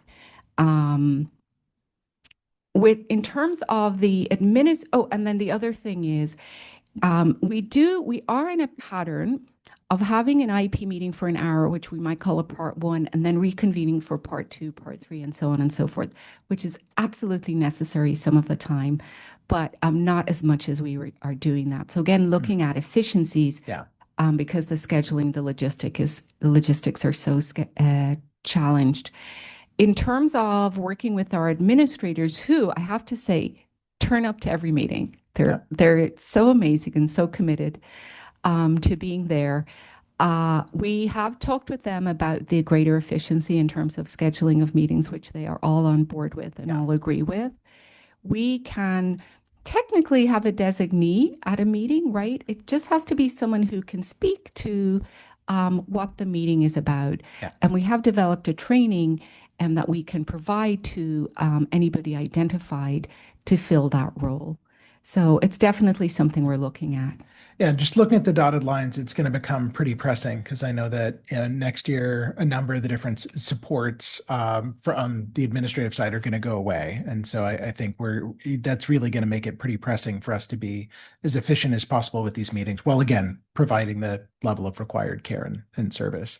So I think some of those ideas are great, and we'll need to put them into practice next year. Cool. Those are my questions. Thank you so much. Yes, Cecilia, do you have?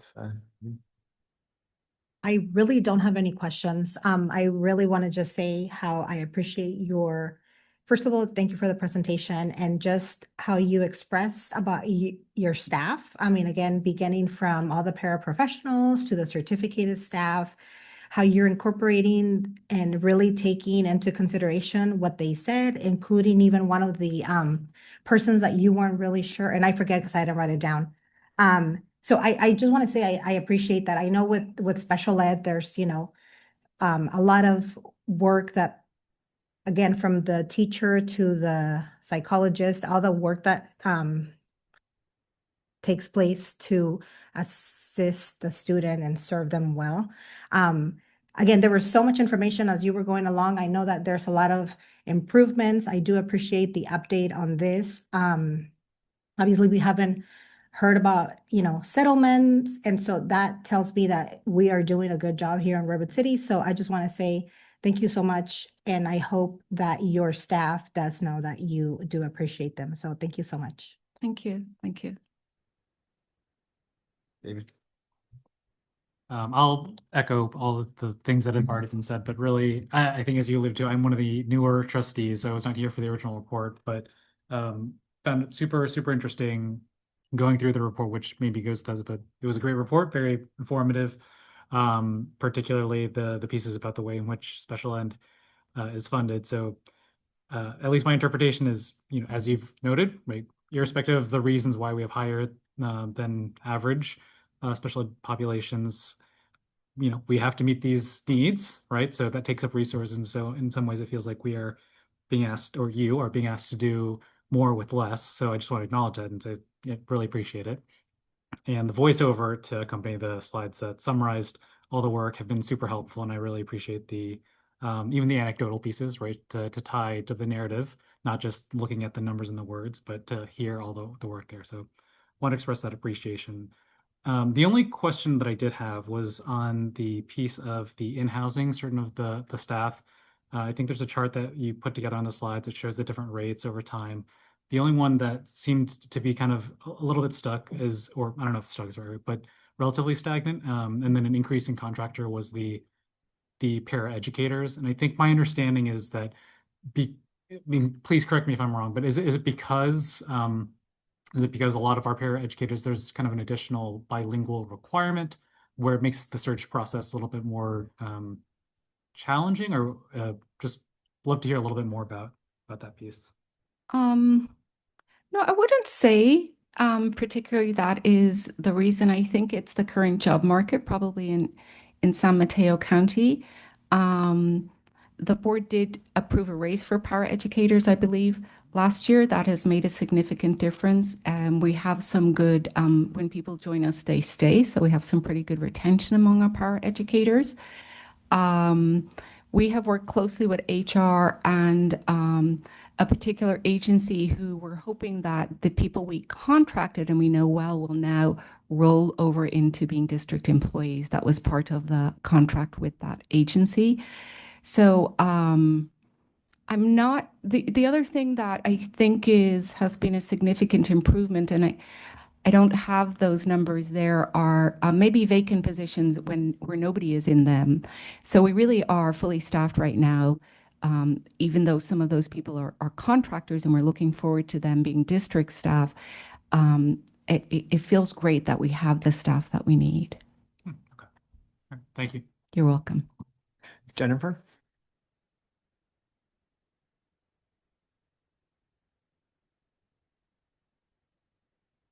I'll move on. She might be tied up. All right, well, Dr. Mulholland, thanks so much for first year report card. As we said about this report, great to see all the green check marks, very impressive, and the continuous improvement items that are still marked in there. I'm glad to see the work for replacing contractors with permanent staff, bringing in our own para-educators and certificated staff. Really good to see the MTSS work really starting to help kind of bend that curve on new eligibility. I understand that there's a little bit of uncertainty about where it's going to really land, but we can already see that it bent. It's not on that steep trajectory up that it was there before. So that's great. And Anna, for the work that our MTSS is doing to be able to really push into tier 1 and maybe even tier 2. Also want you to acknowledge Septar. Just wanted to thank their involvement with the district. The Inclusive Schools Week, the site-grown projects like the inclusive drama. I don't know, were they involved in the recess buddies? All that stuff, but just makes for a joyful, inclusive environment. It's really nice to see that. I know that, and I had mentioned this in the comment. I had missed that 5B was a negative one, but that 5A hitting the 70% target for least restrictive environment, that's great. Like we want our kids to be able to be, in mainstream classrooms as much as possible, and so getting that, what is that, like 80% of their day is outside of that is wonderful. So. Yeah, I think that there's a lot in here to celebrate, a lot of work to continue doing, of course, things to watch and monitor and make sure that the directions keep going, but really appreciate the report card and the update. Thank you. So one thing that Maeve did not mention was that I think it was a year ago, maybe a year and a half ago, you started seeing that many parents were coming in with doctor referrals from a neighboring entity where you actually took the initiative to go out and meet with that clinic and say, before you start referring parents, please give me a call so that I can start talking to parents. So I applaud you for that. You didn't put that in there, but this is what she did, because we are getting more students that parents want their children tested, even though they haven't gone through the student study team portion yet. They just want to jump right to the test. So I applaud you definitely for doing that right off the bat when you came. That piece. And then the other piece that is not mentioned, and I know this is all about the report and the study, and when we decided to do this study many years ago, it was called an audit. They took away the word audit, and a reflective study, which Ann Jeanette, who had worked within the county for many, many years as a SELPA director, is now in charge of this portion of her new job, brought this forward. And one thing, like I said, that you did not mention is that you also take staff and make sure that you give them the wherewithal to be very successful in what they are doing, whether it be a paraprofessional or whether it be a teacher, so that we can keep them and they don't move on to another district. So that's a really big plus. And the RLCs and the SLCs that you started, hey, do you remember your TLC, Anna? It has changed. It has changed. That's why David is smiling in there with that teacher. That I remember going to Taft and Anna running, kids punching and socking and kicking. She got really hurt. Her hand. She had to have an operation. Totally different now. I was a little skeptical when we were going in that direction, but you look at the programs now, they're amazing. I was at Hoover today, and Hoover this morning had this is one of my music concert. Yeah. Yes. Mary Kahn, of course, is always very kind and generous and sends out all these invitations.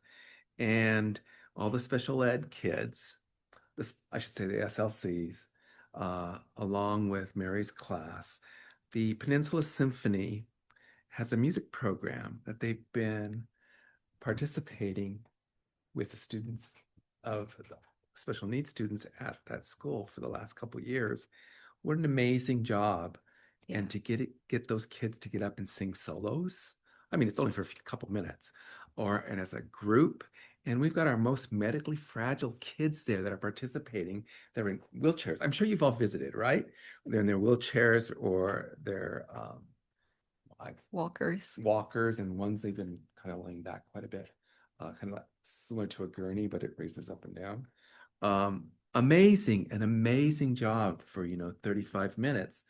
So, in talking to Jackie, and I guess the videographer didn't show up, so she was there doing it with her cell phone. She had students that were coming up and singing, and at one point when she received them, I guess in first or kindergarten, they weren't even talking or walking. They were up there now, a second grader, and she was going to miss them because they were going on to third grade next year. So wonderful things are happening with our program. It's sometimes really unfortunate because of the cost, but there's a sense for myself that many of the times people hear about the really great program that Redwood City has for special ed students. And that has also been something that has gone around for quite a while within the communities, that if you have a child with special needs, this is a place where you should bring them. And that's not only echoed by people within our own community, but people outside our community. And that's why, in some manner, we have people coming to visit our classrooms. And how did you get that started? But when I was at the quote that was in there where you mentioned I was at the school that day when the child eloped. Yes, it was the first day of school. It was a kindergartner, and the mother just it was a kindergartner, just dropped him off. And kid took off his shoes, and here I am running after the kid. So don't want to go out in the street or anything like that. And teachers are amazing. And so we want to make sure that with those teachers that we have and those paraprofessionals that we have working with us in the special ed department, that we keep them. So I do thank the board for allowing us to raise the salaries for the paraeducators, because we're now very much in comparison, we're doing Doing good. well, if not better. So, and you've done an amazing job with HR staffing. So I appreciate that very much. I mean, you're fully staffed right now. Keep our fingers crossed. I know, it's fantastic. It stays that way. And honestly, thank you, Dr. Baker and Associate Superintendent Wendy, Kelly, and Anna for their ongoing support. It really is phenomenal. I appreciate it a lot. Thank you for all your hard work. Outstanding. Okay, let's move on to our discussion items. Our first one, maybe we'll get through this discussion item and then we can talk about taking a break at 9 o'clock. It's the discussion of the CSBA's policy development workshop. Thank you.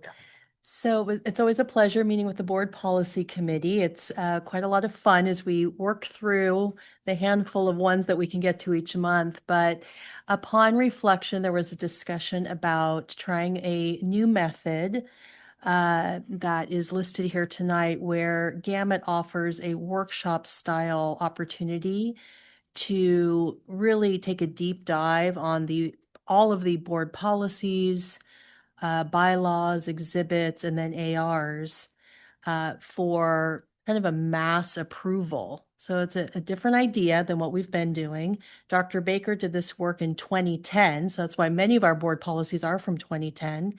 And then behind the scenes, you may or may not know, but every quarter we receive an update of approximately 20 board policies, some relevant, some not relevant to an elementary district. And then we need to decide which ones are the most important ones to look at. and also balance that with current items that might need to be brought up for specific reasons. For example, the cell phone policy coming up next time and other items, independent study when we had the pandemic. So sometimes things pop up as needed. But to be realistic, even if we were to map that out, if we bring a handful at every meeting, we're just slowly chipping away at an iceberg. And the iceberg has grown over a decade or so. So David did a fantastic analysis on a spreadsheet where we have a rough estimate. Gamut will do a very scientific one, but I think his was pretty good by downloading and looking at the Gamut site. Approximately 650 items that need to be reviewed. Now, some of them, once again, may not be completely applicable to an elementary district, but we're still looking at a large number. Those also include ARs, administrative regulations, that are reviewed by staff. And I mentioned in the board memo about 200 and some odd. So there's quite a bit of work to do.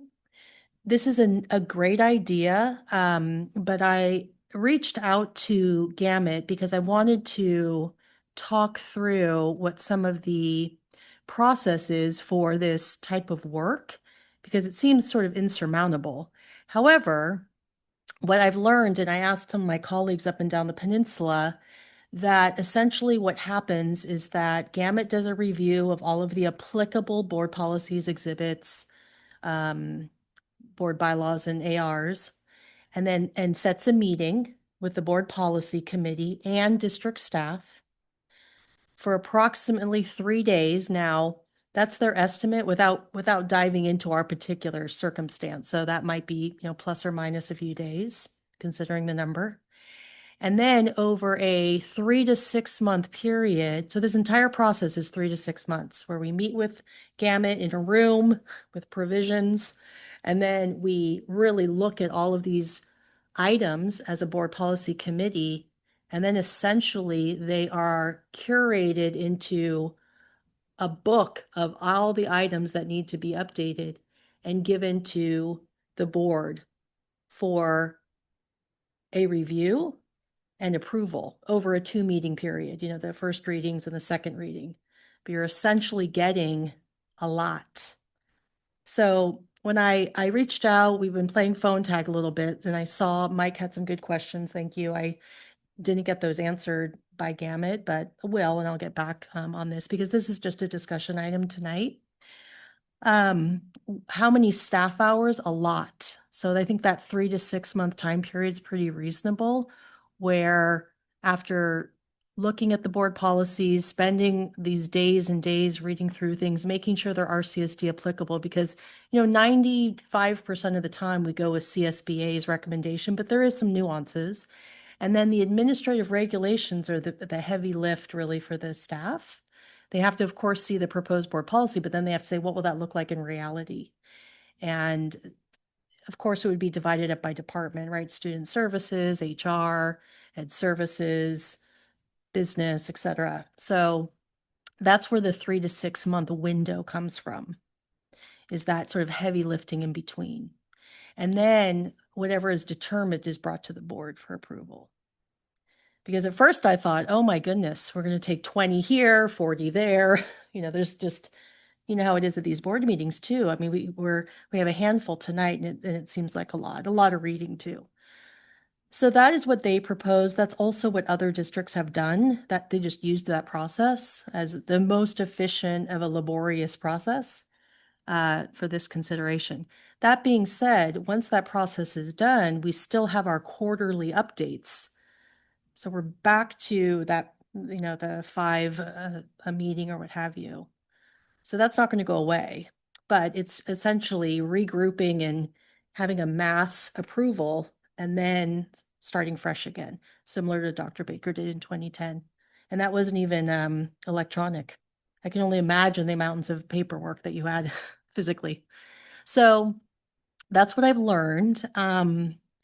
The cost, I wrote in the board memo approximately $10,000 for that entire process, for their supports, their review, and then compiling the large document for the first reading and second reading. All right, let's discuss. Does anyone have thoughts, comments? things that we wanted to discuss? We're not taking any action, so this is really just about like discussing the item. So I'll tell you from experience, as all of you know, I work for a neighboring district. We did the same thing back in 2019 and it was very extensive. Obviously I didn't really pay attention like at the 6 months or whatever period, but I know that Gamma did come in for like an entire week and every department worked. I mean, they had a whole bunch of paper and electronic copies. So obviously it was a good, you just get everything done. And then of course you do get the quarterly. So just my point.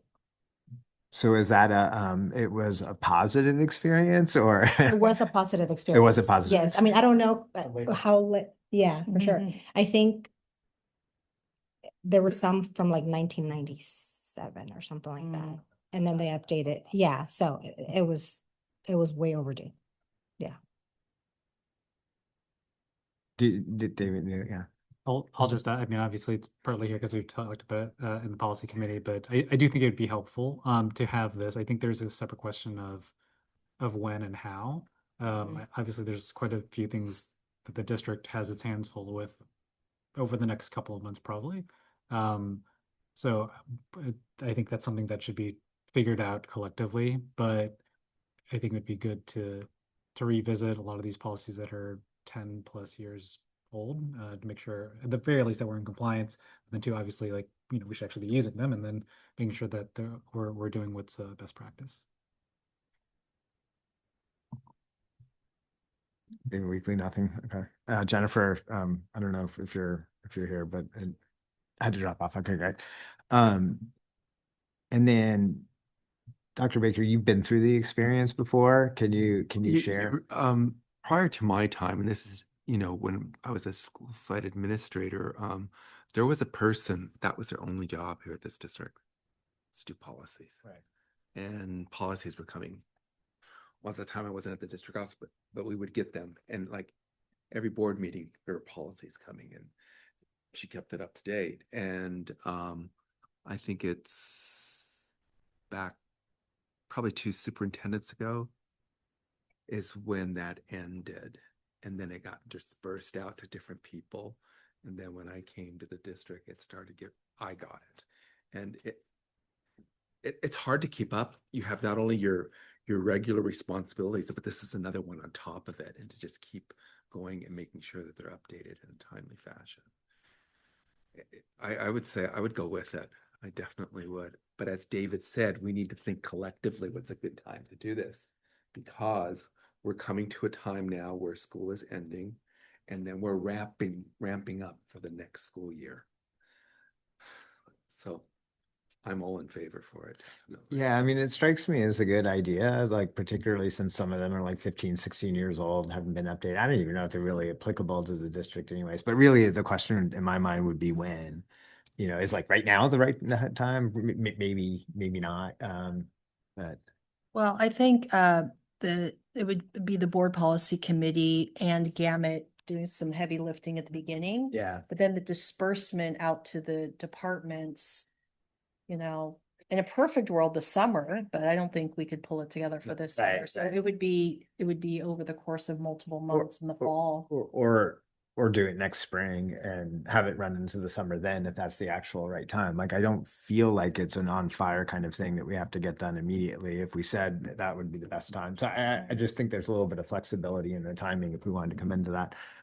One of the things, I mean, I think you had alluded to this, like a one-time scrub is great. It's a good place to get us to, but of course there's going to be the ongoing one. Do we think that this would actually make the ongoing updates easier? Or I don't know if we get that out of this workshop of like how to actually make those easier and less laborious. Like for example, if we hewed closer to CSBA language, would taking the updates just be like take the red line, you know, take their suggestion, maybe pick a few options and move on, and make it easier for that process? I'm not on the policy committee, so I have no Yeah. idea.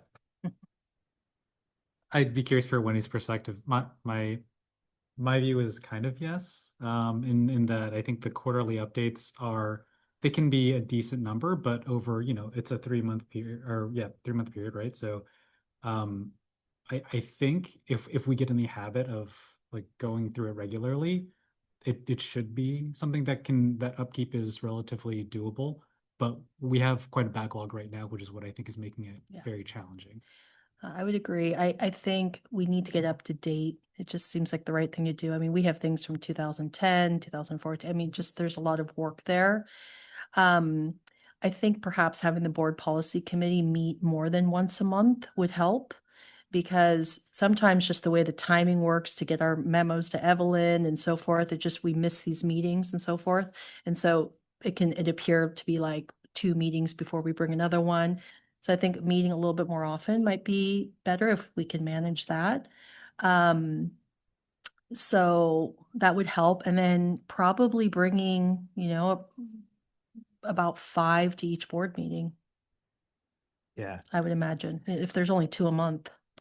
So, After the overhaul is done. Yeah. Right. terribly predictable question I might ask, like, gosh, can AI help with this, right? To Love that. go through each one of our policies, take a look at what CSB had to say about it, do the research on like state legislation and updates, and then like point out a suggested red line, right? And then rinse repeat for all of our policies. Like the models have gotten pretty good. Like, so could we have it do some of the heavy lifting and grunt work to actually propose something? Obviously, still having a human go and review it before it gets presented to anyone. But like that's sort of like question number one. Question number two is, it seems to me with a lot of the policy work, and again, I'm also not on the policy committee, but like it's a little bit of the frustrating thing where like 95% of it is you kind of got to have this language or it's illegal. And it's like, and it doesn't represent an opportunity for substantive debate. But there's so much that it's very easy to brush past the 5%. Oh, wait, actually, this is extremely high leverage. This is an important fork in the road for us to take as a district. This is something we should talk about what the pros and the cons are here. We do have an opportunity to make a choice, right? Let's highlight those things that we can discuss and then spend as little time as possible on the stuff that's pro forma. No, literally, it just legally needs to say these words, thank you, right? That'll be my hope for what we get out of it. Well, it's a really interesting point. I think when we have some time to get perhaps some board focus on what that collective thought might be. For example, the HR related ones are just that. Even some of them tonight, very, very straightforward. There's not a lot of wiggle room. There's a lot of law. A lot of these are, of course, based on ed code and law. Some of the items that are a little bit more interesting is the one that's coming up on the promotion, acceleration, retention, right? There is still some nuances in there, but that might be an area to stretch, or maybe some creative work within the ARs, right? Which I know is not the board is voting on. However, that outlines the work of the district. So, or even, independent study. I know that can be a hot topic, especially during pandemic. So I do think there are ones that rise to the occasion for whatever moment we might be in or the direction of the board that might be a focus. Certainly our work with data and so forth has been discussed, and there is language in these board policies about that. But that might create a more insightful conversation at our discussion meetings for first reading, where we can look at it, or direction to the board policy committee to, highlight certain things that might be of interest before it gets to the first reading. But once again, that we would need direction on that, or else we're making some assumptions and so forth. So maybe at a future meeting, offsite or what have you, we can walk through what that might look Yeah, like. because I thought the CSBA quarterly updates almost came that way of like, all right, here are the 5 policies that are just updated legally. Here are the ones where you have 3 options to choose between, pick the one that's right for your district. And, we don't see any of that outside of the policy committee, so we have no idea what the difference is, but maybe that could get. That is a lot of behind the scenes work that we're doing Yeah, no doubt, there. Yeah. no doubt. I think from the policy committee, there's the two questions. I guess on the second question, I think yes, I think we, the policy committee, can do a better job of the way in which it's presented to flag, like, hey, actually, this is something that we changed. That's not just CSBA. I will also note that that CSBA's samples are not purely like this is the statutory language you have to include. A lot of it is, but not. Some of it is also just general best practices, no citations. In which case, I have already made, the committee has made suggestions that we've changed. So it's not, there's a little bit of nuance there, just be aware of. But again, I think that if we can do the policy committee can do a job of of flagging, right? Highlights or whatever, of like this is different, like note. On the first question on the AI piece, interesting question. I would assume though that that's hopefully what CSBA is kind of that's the work they're doing for the 10K, which is maybe a question for them of like, I don't know how to do it, But not specifically reviewing our policies, right? But just general guidance on policies. So the question would be like, could you point AI at Redwood City School District's policies and say, I want you to go through each and every one of these one by one and flag if there's anything that's critically off axis with current California Ed Code. CSBA doesn't do that. Like our membership fee doesn't give us like detailed policy review for all of our published policies. No, but we do have, I mean, we do have the latest CSBA sample, which theoretically contains the updated statutory language. So like you could do a red line of like each of the policies. I imagine that is basically what CSBA is doing. Whether that's something that AI does fast, like I'm not opposed to it either way. Yeah. Interesting question. And then I think I read that it said there are only 90 that they recommend for school districts. Did I read that right? Only 90 policies. Did I make that up? I don't know where I got I that don't from. think that. So let me rephrase this question then. Will this process winnow down some of the policies that we have and say you don't really need this one, it's out of date or something like that? Would it actually reduce the number that we have to keep up to date over time? Yes. Okay. Yeah. Great. Anything else for this discussion? It sounds like there's general agreement that we should pursue this. The timing is TBD. Figure out when it would actually work out well for the department heads, for the policy committee. But generally, go for it. Okay, one more follow-up question I had is, when this is all said and done and the 3 to 6 month passes and we receive a volume to bring to the first reading? I know that seems into the future, but we can maybe figure out how to make this palpable. Would the board just want to sort of go with and trust these board policy committee reviewed policies in one lump sum? Here you go. Or do you want us to chunk it over time? If there are 600 and, well, let's say there's 400 board policies, bylaws, and exhibits, and then there's the ARs, but we'd want to bring them all together. That's because actually that's a little bit more of what I'm worried about is because the easy part, not easy, time consuming, but manageable, is to get it all done. How the board ends up approving it is one question that I would like. What did you do the last time you did the refresh? Just out of curiosity. I don't know if you remember. So several chunks of approval. Okay. And is that what other districts are doing? Several I've seen it just, here you go, here's this 400 and 600. But that is one way to do it. And maybe it's even also by department or focus. Yeah, I mean, my preference would be to say like, just do it and say like, go for it. Maybe separate policies from ARs and do the policy book separate and something along those lines. But selfishly, yes, I'm more in favor of the policy, or I care more about the policy, the board policy pieces. I might also suggest though that the way I expect it to kind of unfold is that there will be some subset where we've flagged like, hey, Redwood City has had very material, changes from the policy pass, and those are ones that we probably as a board want to highlight. And then for the ones where we feel pretty confident that it's like this is kind of just the latest and greatest on the statutory requirements, like those could be kind of on a consent sort of folder or view, which like, yeah, take the time to look at it, but like know that that's kind of what they are. Focus your time on the other pieces. And I don't know what the number is going to shake out like, but that might be an approach to take. Okay. Did you get the discussion you were looking for? Okay. Thank you.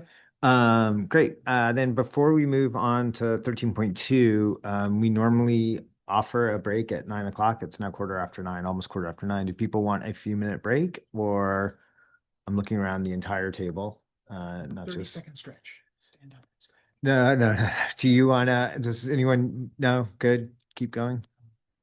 Stand and stretch. Okay. All right, if everybody else is good. All right, let's move on to 13.2, which is our first reading and discussion of 6158. This is on independent study. Yes, so independent study has changed over the last few years, and the board policy has come to the board with each of these events that have occurred, of course, prior to the pandemic and then the pandemic. Something new that the Director of Student Services, Antonio Perez, is working on is this instructional continuity plan, which is referenced in the memo and also in the policy and AR sections. That was started this spring. The county gave us San Mateo County Office of Ed gave us a template. Site council started grappling with it, but it's actually going to come for vote next year. With all the safety plans. It'll just be attached to part of the safety plan. And really that document is outlining what happens if there was an emergency, a dire earthquake or some other type of event, a pandemic again, and how would the district pivot quickly? So now that we know what we know in hindsight, what were some of those items that will be included? And so in the fall, the site councils are going to spend a little bit more scrutiny in that particular document. And then it also brings up some opportunities for looking at independent study work that will help segue into our work next year when we're looking at, potential new pathways of learning. So that language is also in this updated policy. I do recognize there were a couple of questions about this board policy, and I responded about the instructional continuity plan, and then also the tool that the teachers were using to log asynchronous engagement are ones that we already have been using. So those are in place. We're familiar with it.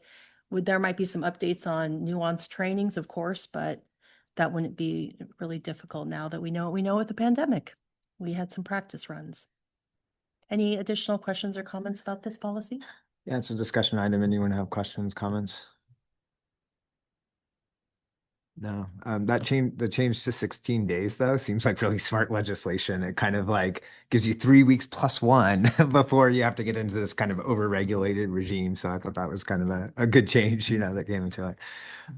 Okay, sounds good. Thank you. Let's move on to 13.3, which is Board Policy and Administrative Regulation 1312.3. This is the UCP, the Uniform Complaint Procedure. Yeah, so uniform complaint process is one of the complaints that the district oversees, and this board policy is quite lengthy. It comes with ARs and exhibits and forms and so forth, which I appreciate your oversight on. Trustee Wells suggested a one-page flow chart, which is a brilliant idea. That I would don't know be how anyone a keeps it summer straight. project for me.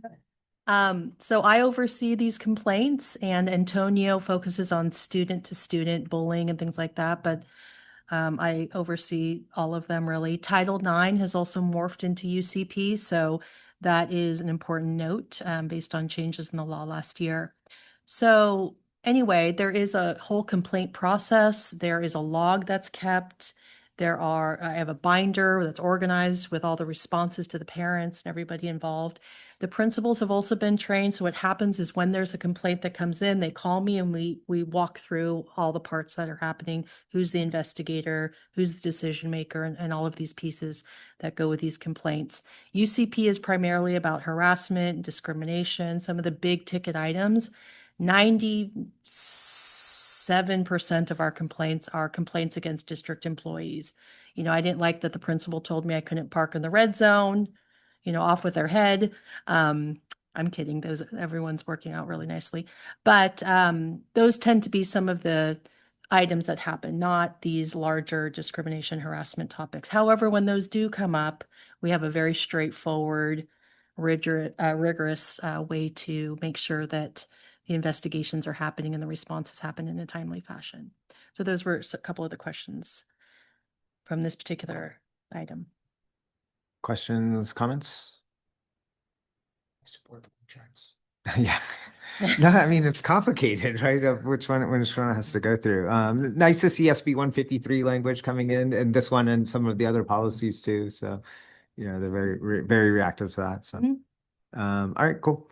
We'll move on to the next one, 13.4. This is Board Policy 6020, Parent Involvement. Yes, and we do have Catherine Rivera, our Director of Multilingual Services, on in case there are specific questions.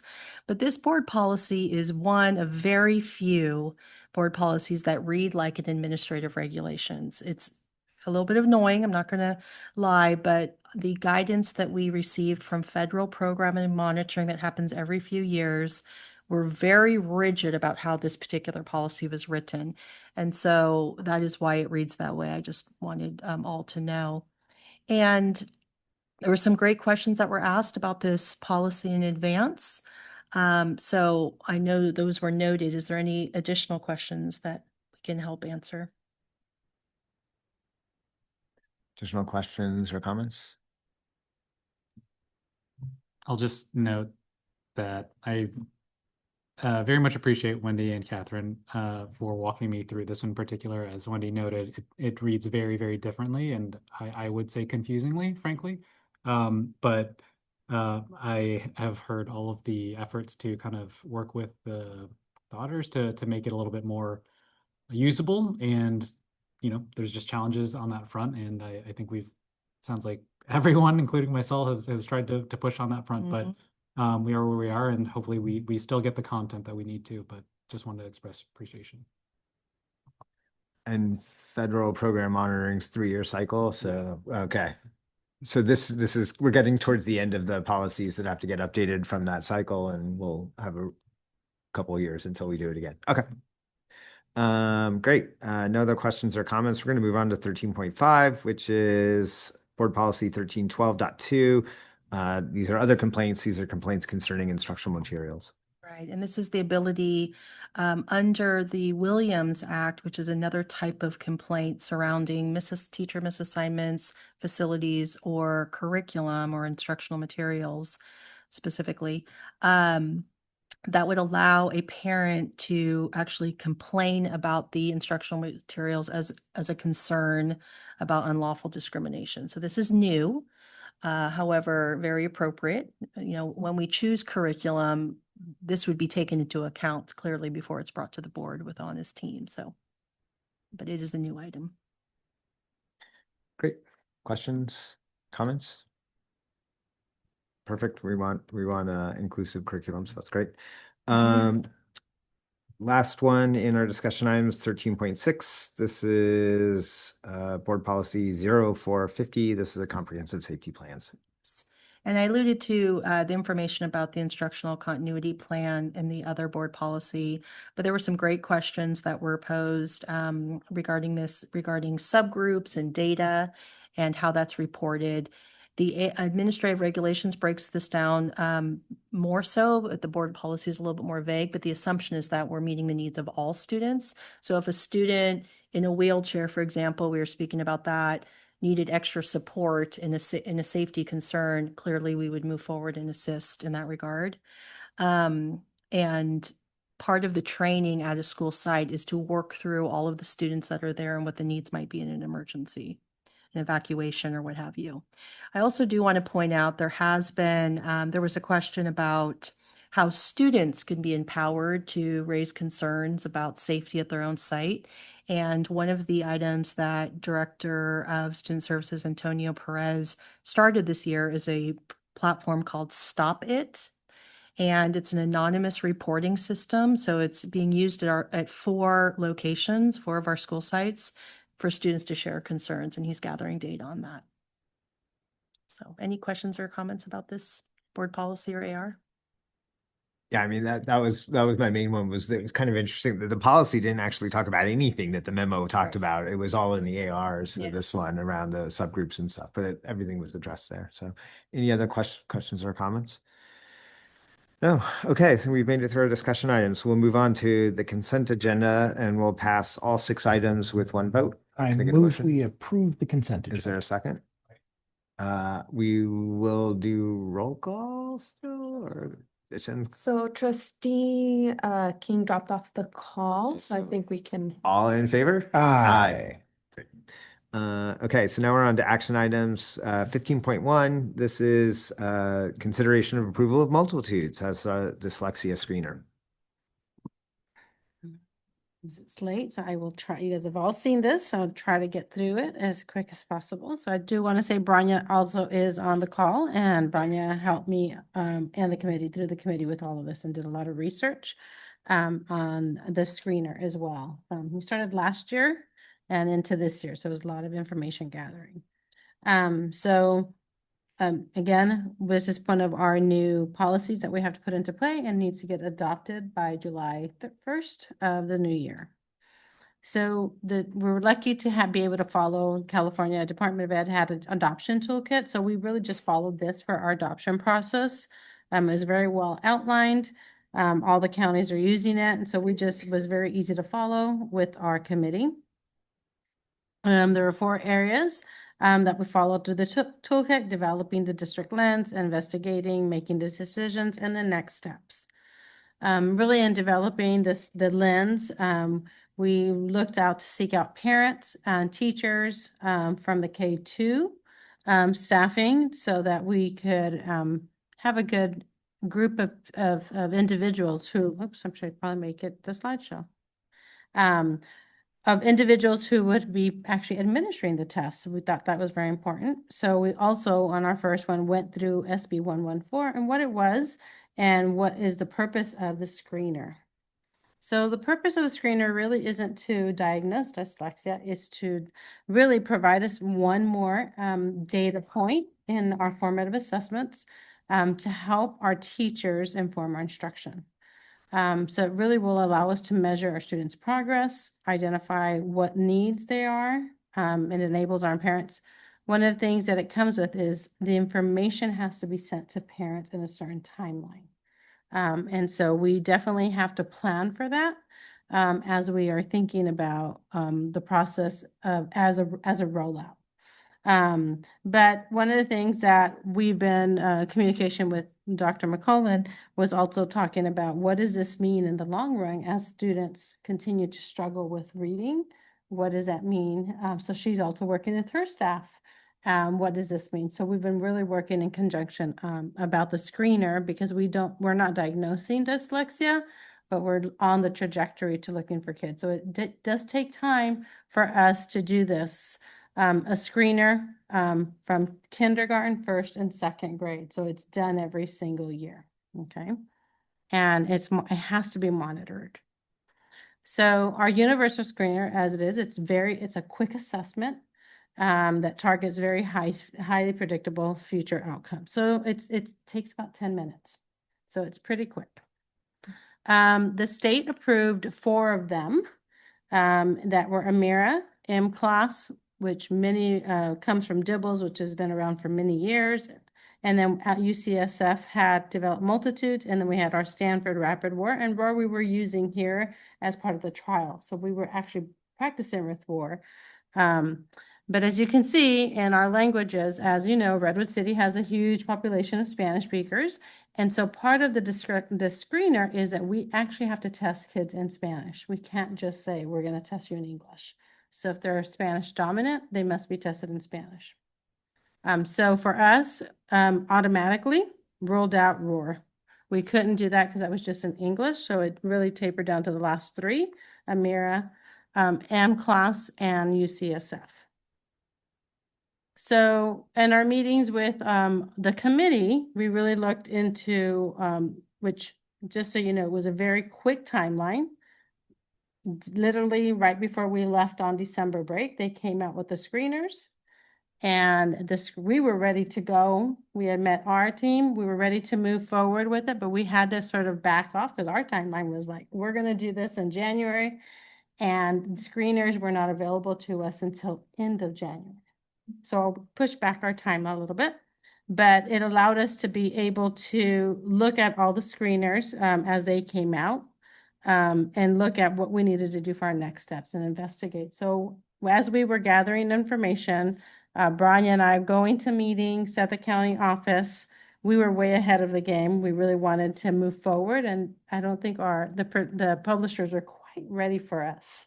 But but we moved forward with a lot of what we could, meeting with the team. We were very fortunate to be able to see the 3 of them, Amira, M-Class, and UC Multitudes right away.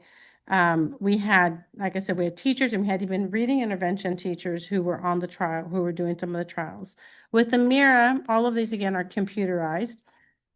And Amira was, we had full access. Teachers actually had access to the program. So they got to see it live and what it would look like. M-Class and Multitudes, we only had demo lessons and dummy accounts so they can then see what the information was. And they were able to administer the test, but couldn't see the scores, right? So it wasn't not like a mirror, they could see it all. And so part of that, this is just one of the things that we had again. One of the things that we found is they weren't quite, multitudes wasn't quite ready for us. Amira is something that's already in practice right now in M class, but multitudes was not. So things were being developed very quickly.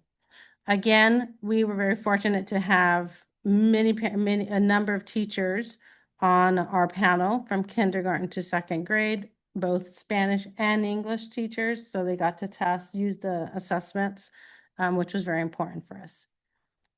When we finally were able to do this about March, we were ready to gather and prepare, look at gathering our information. What did we discover from the usage and what the teachers had actually been able to apply and test? One of the things you can see on the toolkit is we looked at funding. What is the cost of this? As something that was very much provided. Amira, you can see there's a cost of $21 per student, which estimated about 40,000. M class is about 32,000, and then UCF Multitudes, all they do is charge us for training, but it's free. And so in our discussion with the parents who were on our committee and the teachers as we went through this, we actually didn't really take into account the money. Although our parents said we should look at parents were very much in favor of multitudes and looking at something that wasn't going to cost us over time. But in the ratings, after we gathered all the information, the teachers quickly rolled out M class. It was very quick that it was very complex. They just didn't feel like it was easy to administer. In fact, the instruction said you can do this whole class. Well, teachers did it whole class, but it wasn't very successful. So they quickly rolled out M class, so it leveled it down to Amira and UCF Multitudes, which were, one had 2.2, 2.3. They were very similar in the ratings of what they felt we wanted to use. The only issue is, again, Amira, they got to use the platform. UCSF, they only got to use a dummy account, right? So in making our decision, they really had a consensus that they wanted UCSF Multitudes, but they wanted more information. So we, Branya, got in contact with UCSF, and right away we set up a meeting with them, and we met once again, and they were able to share several things that answer the questions from the team about the UCF Multitude. So it was very practical. We got to see what the accounts looked like, what it would look like when a teacher's point of, because it went in the account, it gave them a video, but she got to show us live what it would look like when what would look like the teacher facing page when they got their results. And so very much the teachers, all of them were in support of us adopting UCF Multitudes by far. So our next steps is coming to you guys for approval, and then begin to plan our professional development in August, because we have to start assessing in the fall. And then just thinking about all of these questions, what do we have to do? Our timelines for communication with parents. Parents can opt out. We also have to test any special education student unless a parent opts out. So we have a timeline. We have to provide parents information on this tight timeline. So before we continue, just a little bit more about MTIS, just want to make sure we appreciate all our staff and our teachers and everybody who was part of the committee for helping support and making our decision. UCSF, just want to go over very quickly what Multitudes is. This is exactly what the assessment will be included in kinder first and second grade. You can see there are a number of tests that the children will be. This is all one-on-one. Okay, so kinder first and second. So Multitudes, we will only administer it once in the school year. So we are looking at trying to figure out the timeline and the best time to do it. We know the beginning of the year is not the best. We have 15 days prior to testing for parents to opt out, so we have to send something out. And then once we do the assessment, we have 45 days to send a letter to parents about their results. So it is, the results are given in the various languages, as you can see. Make sure they're working on making sure we're communicating with all of them. Again, if we are testing in Spanish, we have to make sure we have people who can test in Spanish versus English. Again, it's a one-on-one. We do know there's 2 devices needed, one for the teacher and one for the students.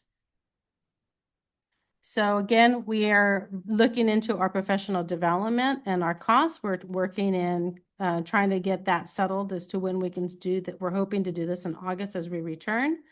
There are 2, you can see there the quotes here of the prices of what we'll be doing. We've been very fortunate as well. The state actually has provided us money for this, for part of the screeners and part of paying stipends for teachers to be part of the committee. So it's nothing that we've had to pay. They've actually given us some money to do this. So, which we've been very lucky. So for us, we are now in the process of looking at when is the best time. We know kindergarten, and actually the suggestion is that we do not do kindergarten at the beginning of the year, that kindergarten be done after several weeks of instruction. So what we're thinking is kindergarten probably will be tested between either December or January, giving us some time in being in school. First and second grade, though, because this is their second year going in, or third year for some of our TKs, we're looking at sometime in the late fall, probably before report cards, so that the letter can go home with report cards. That's what I'm thinking. Can you share just like 30 seconds of color on why that timing in kindergarten? Because I could imagine some parents being like, it's really important to know right away, right? Why are you waiting so long? Because we have some students who may have not been in school in kindergarten. So if we test them right away, we might get false results. Versus giving them some opportunity to have been in school, because it is very quick. It does show them words right away. And then if they can't read them, it may just say, oh, you failed it. And one of the things we found because of that was roar. So us as a district, our kinder teachers assess the student. It's not a very easy test. It's very quick. So students who aren't reading or don't have any ability will just look at it and just like freeze. So it's very quick. It does. When I did roar, it was very like you showed on the screen. It's sort of like when they do the eye test, you're doing the little dot on the thing. That's exactly what it's like. So it's very quick. So a student really has to be focused. And one of the things that we know with this test, the teachers will be fortunate because it'll be one-on-one and help support it, versus when you're doing a whole class, you may have more error. That'll make sense. I would anticipate parents being Yeah. curious about that and Yeah. maybe like having some proactive materials for them. So it is, and it's a different assessment. So, I think one of the things that we have to take into account is how do we assess our students, kinder, first and second grade, when they're going to have to do a one-on-one test. But they did say it doesn't really take too long, about 10, 15 minutes at the most for tests. So that's something that we'll have to work out with each of the sites, with their guest teachers, hopefully, to be able to implement. Does the same student get reassessed year over year? So it's like they'd be assessed in kindergarten and first and second? Yeah. Okay. Yeah. And we're already assessing them on many similar things on our current assessment. So it'll be good to see. My curiosity is, what is the relationship to what we're currently doing to actually this test? Yeah. And are our students who are coming out higher on our test, are they going to come out higher on this test? Right. So it'll be interesting to see the correlation. So that's what we're going to be doing. And we have to start this in the fall, 25, 26. All right, any questions or comments? Cecilia, yeah. Just one question. Thank you. Have you thought what you're gonna do for those teachers that don't speak Spanish and have to test their students in Spanish? Like, who would be the next person to be able to Well, give the the test? test is online. It's just the teacher sitting with them to make sure they're clicking and understanding. The teachers who did it in Spanish said it was fairly easy for anyone just to sit there and do it, because you're not really interacting, but you're sitting there with the student to make sure they're listening and they're pushing the right buttons and the arrows on the keys. So, but we also can have instructional aids help support, which we also have. So I think it'll be okay. Yeah, no, that's it. Yeah. My concern is not that, is how do we identify the kid who is not in a bilingual classroom who needs to take that?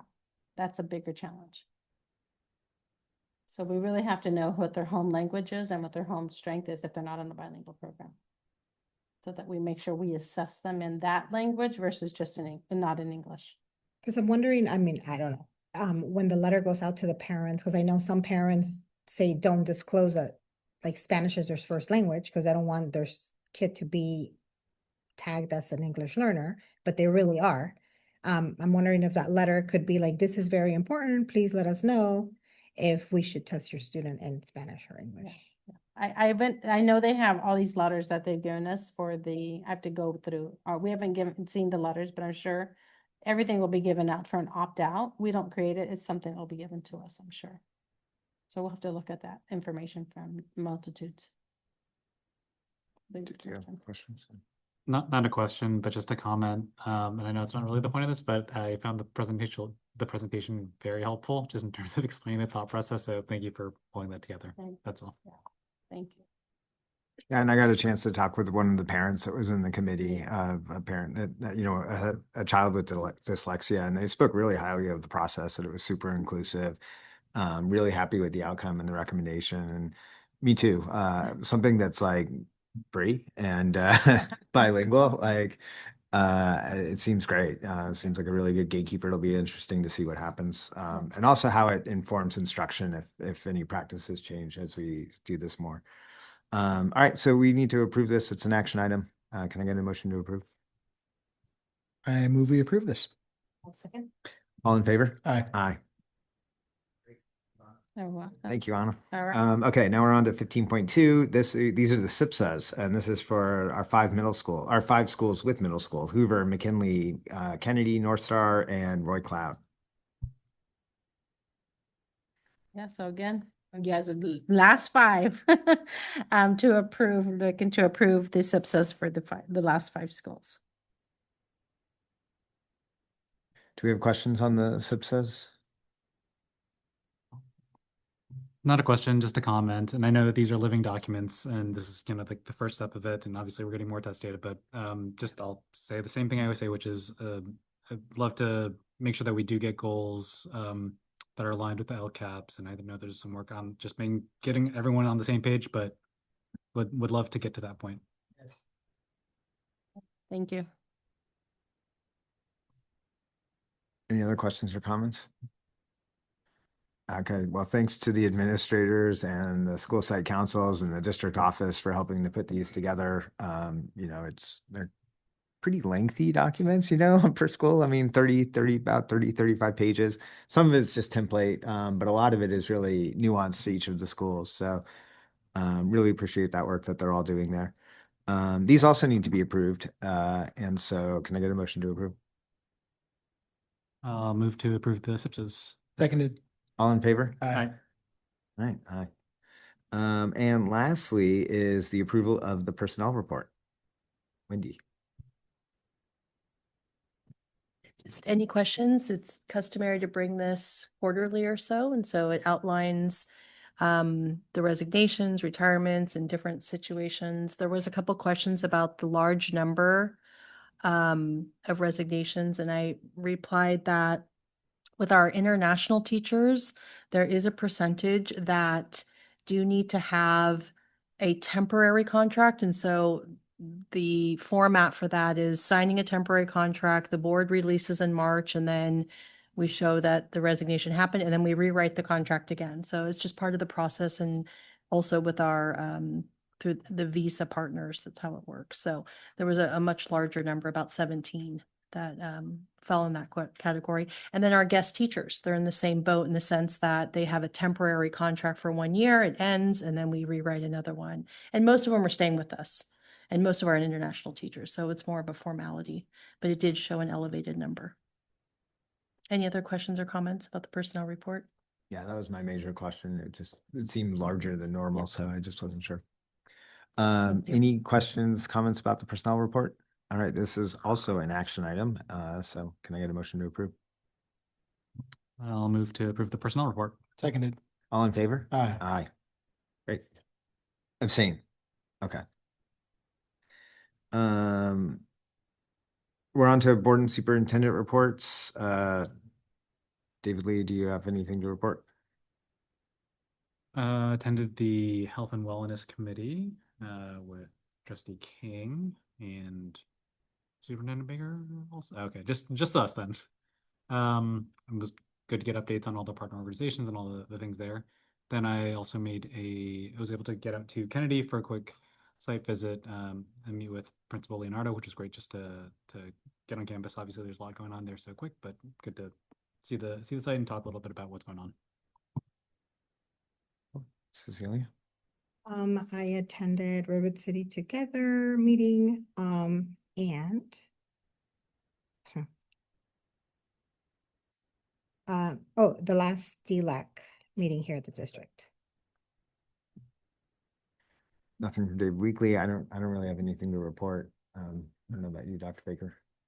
Yeah, we had the DLAC meeting, which was great because we had a lot of people here for dinner. Was this the pizza one?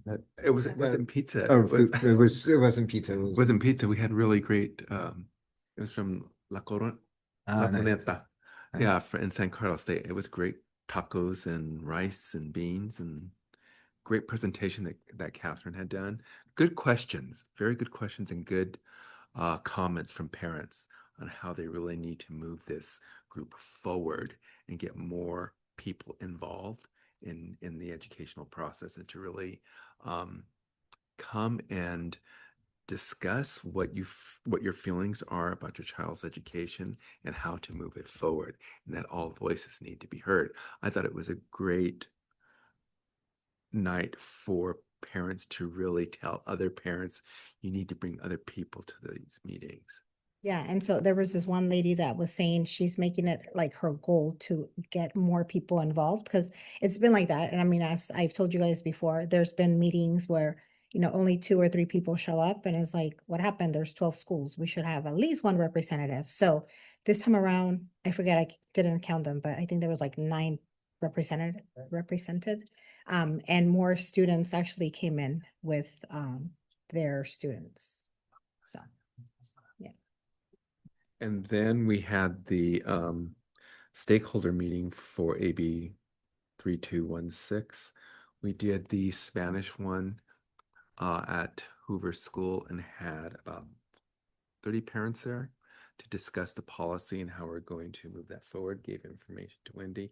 And then again, we did that in the evening. So good presentation and good participation. That was on Tuesday. And then I went to the multicultural presentation that they were having at Orion, that they provided for those of us who couldn't attend over the weekend. Really great presentation that I was there, and also Lisa McAvoy. They invited Lisa McAvoy because she normally goes also in the past.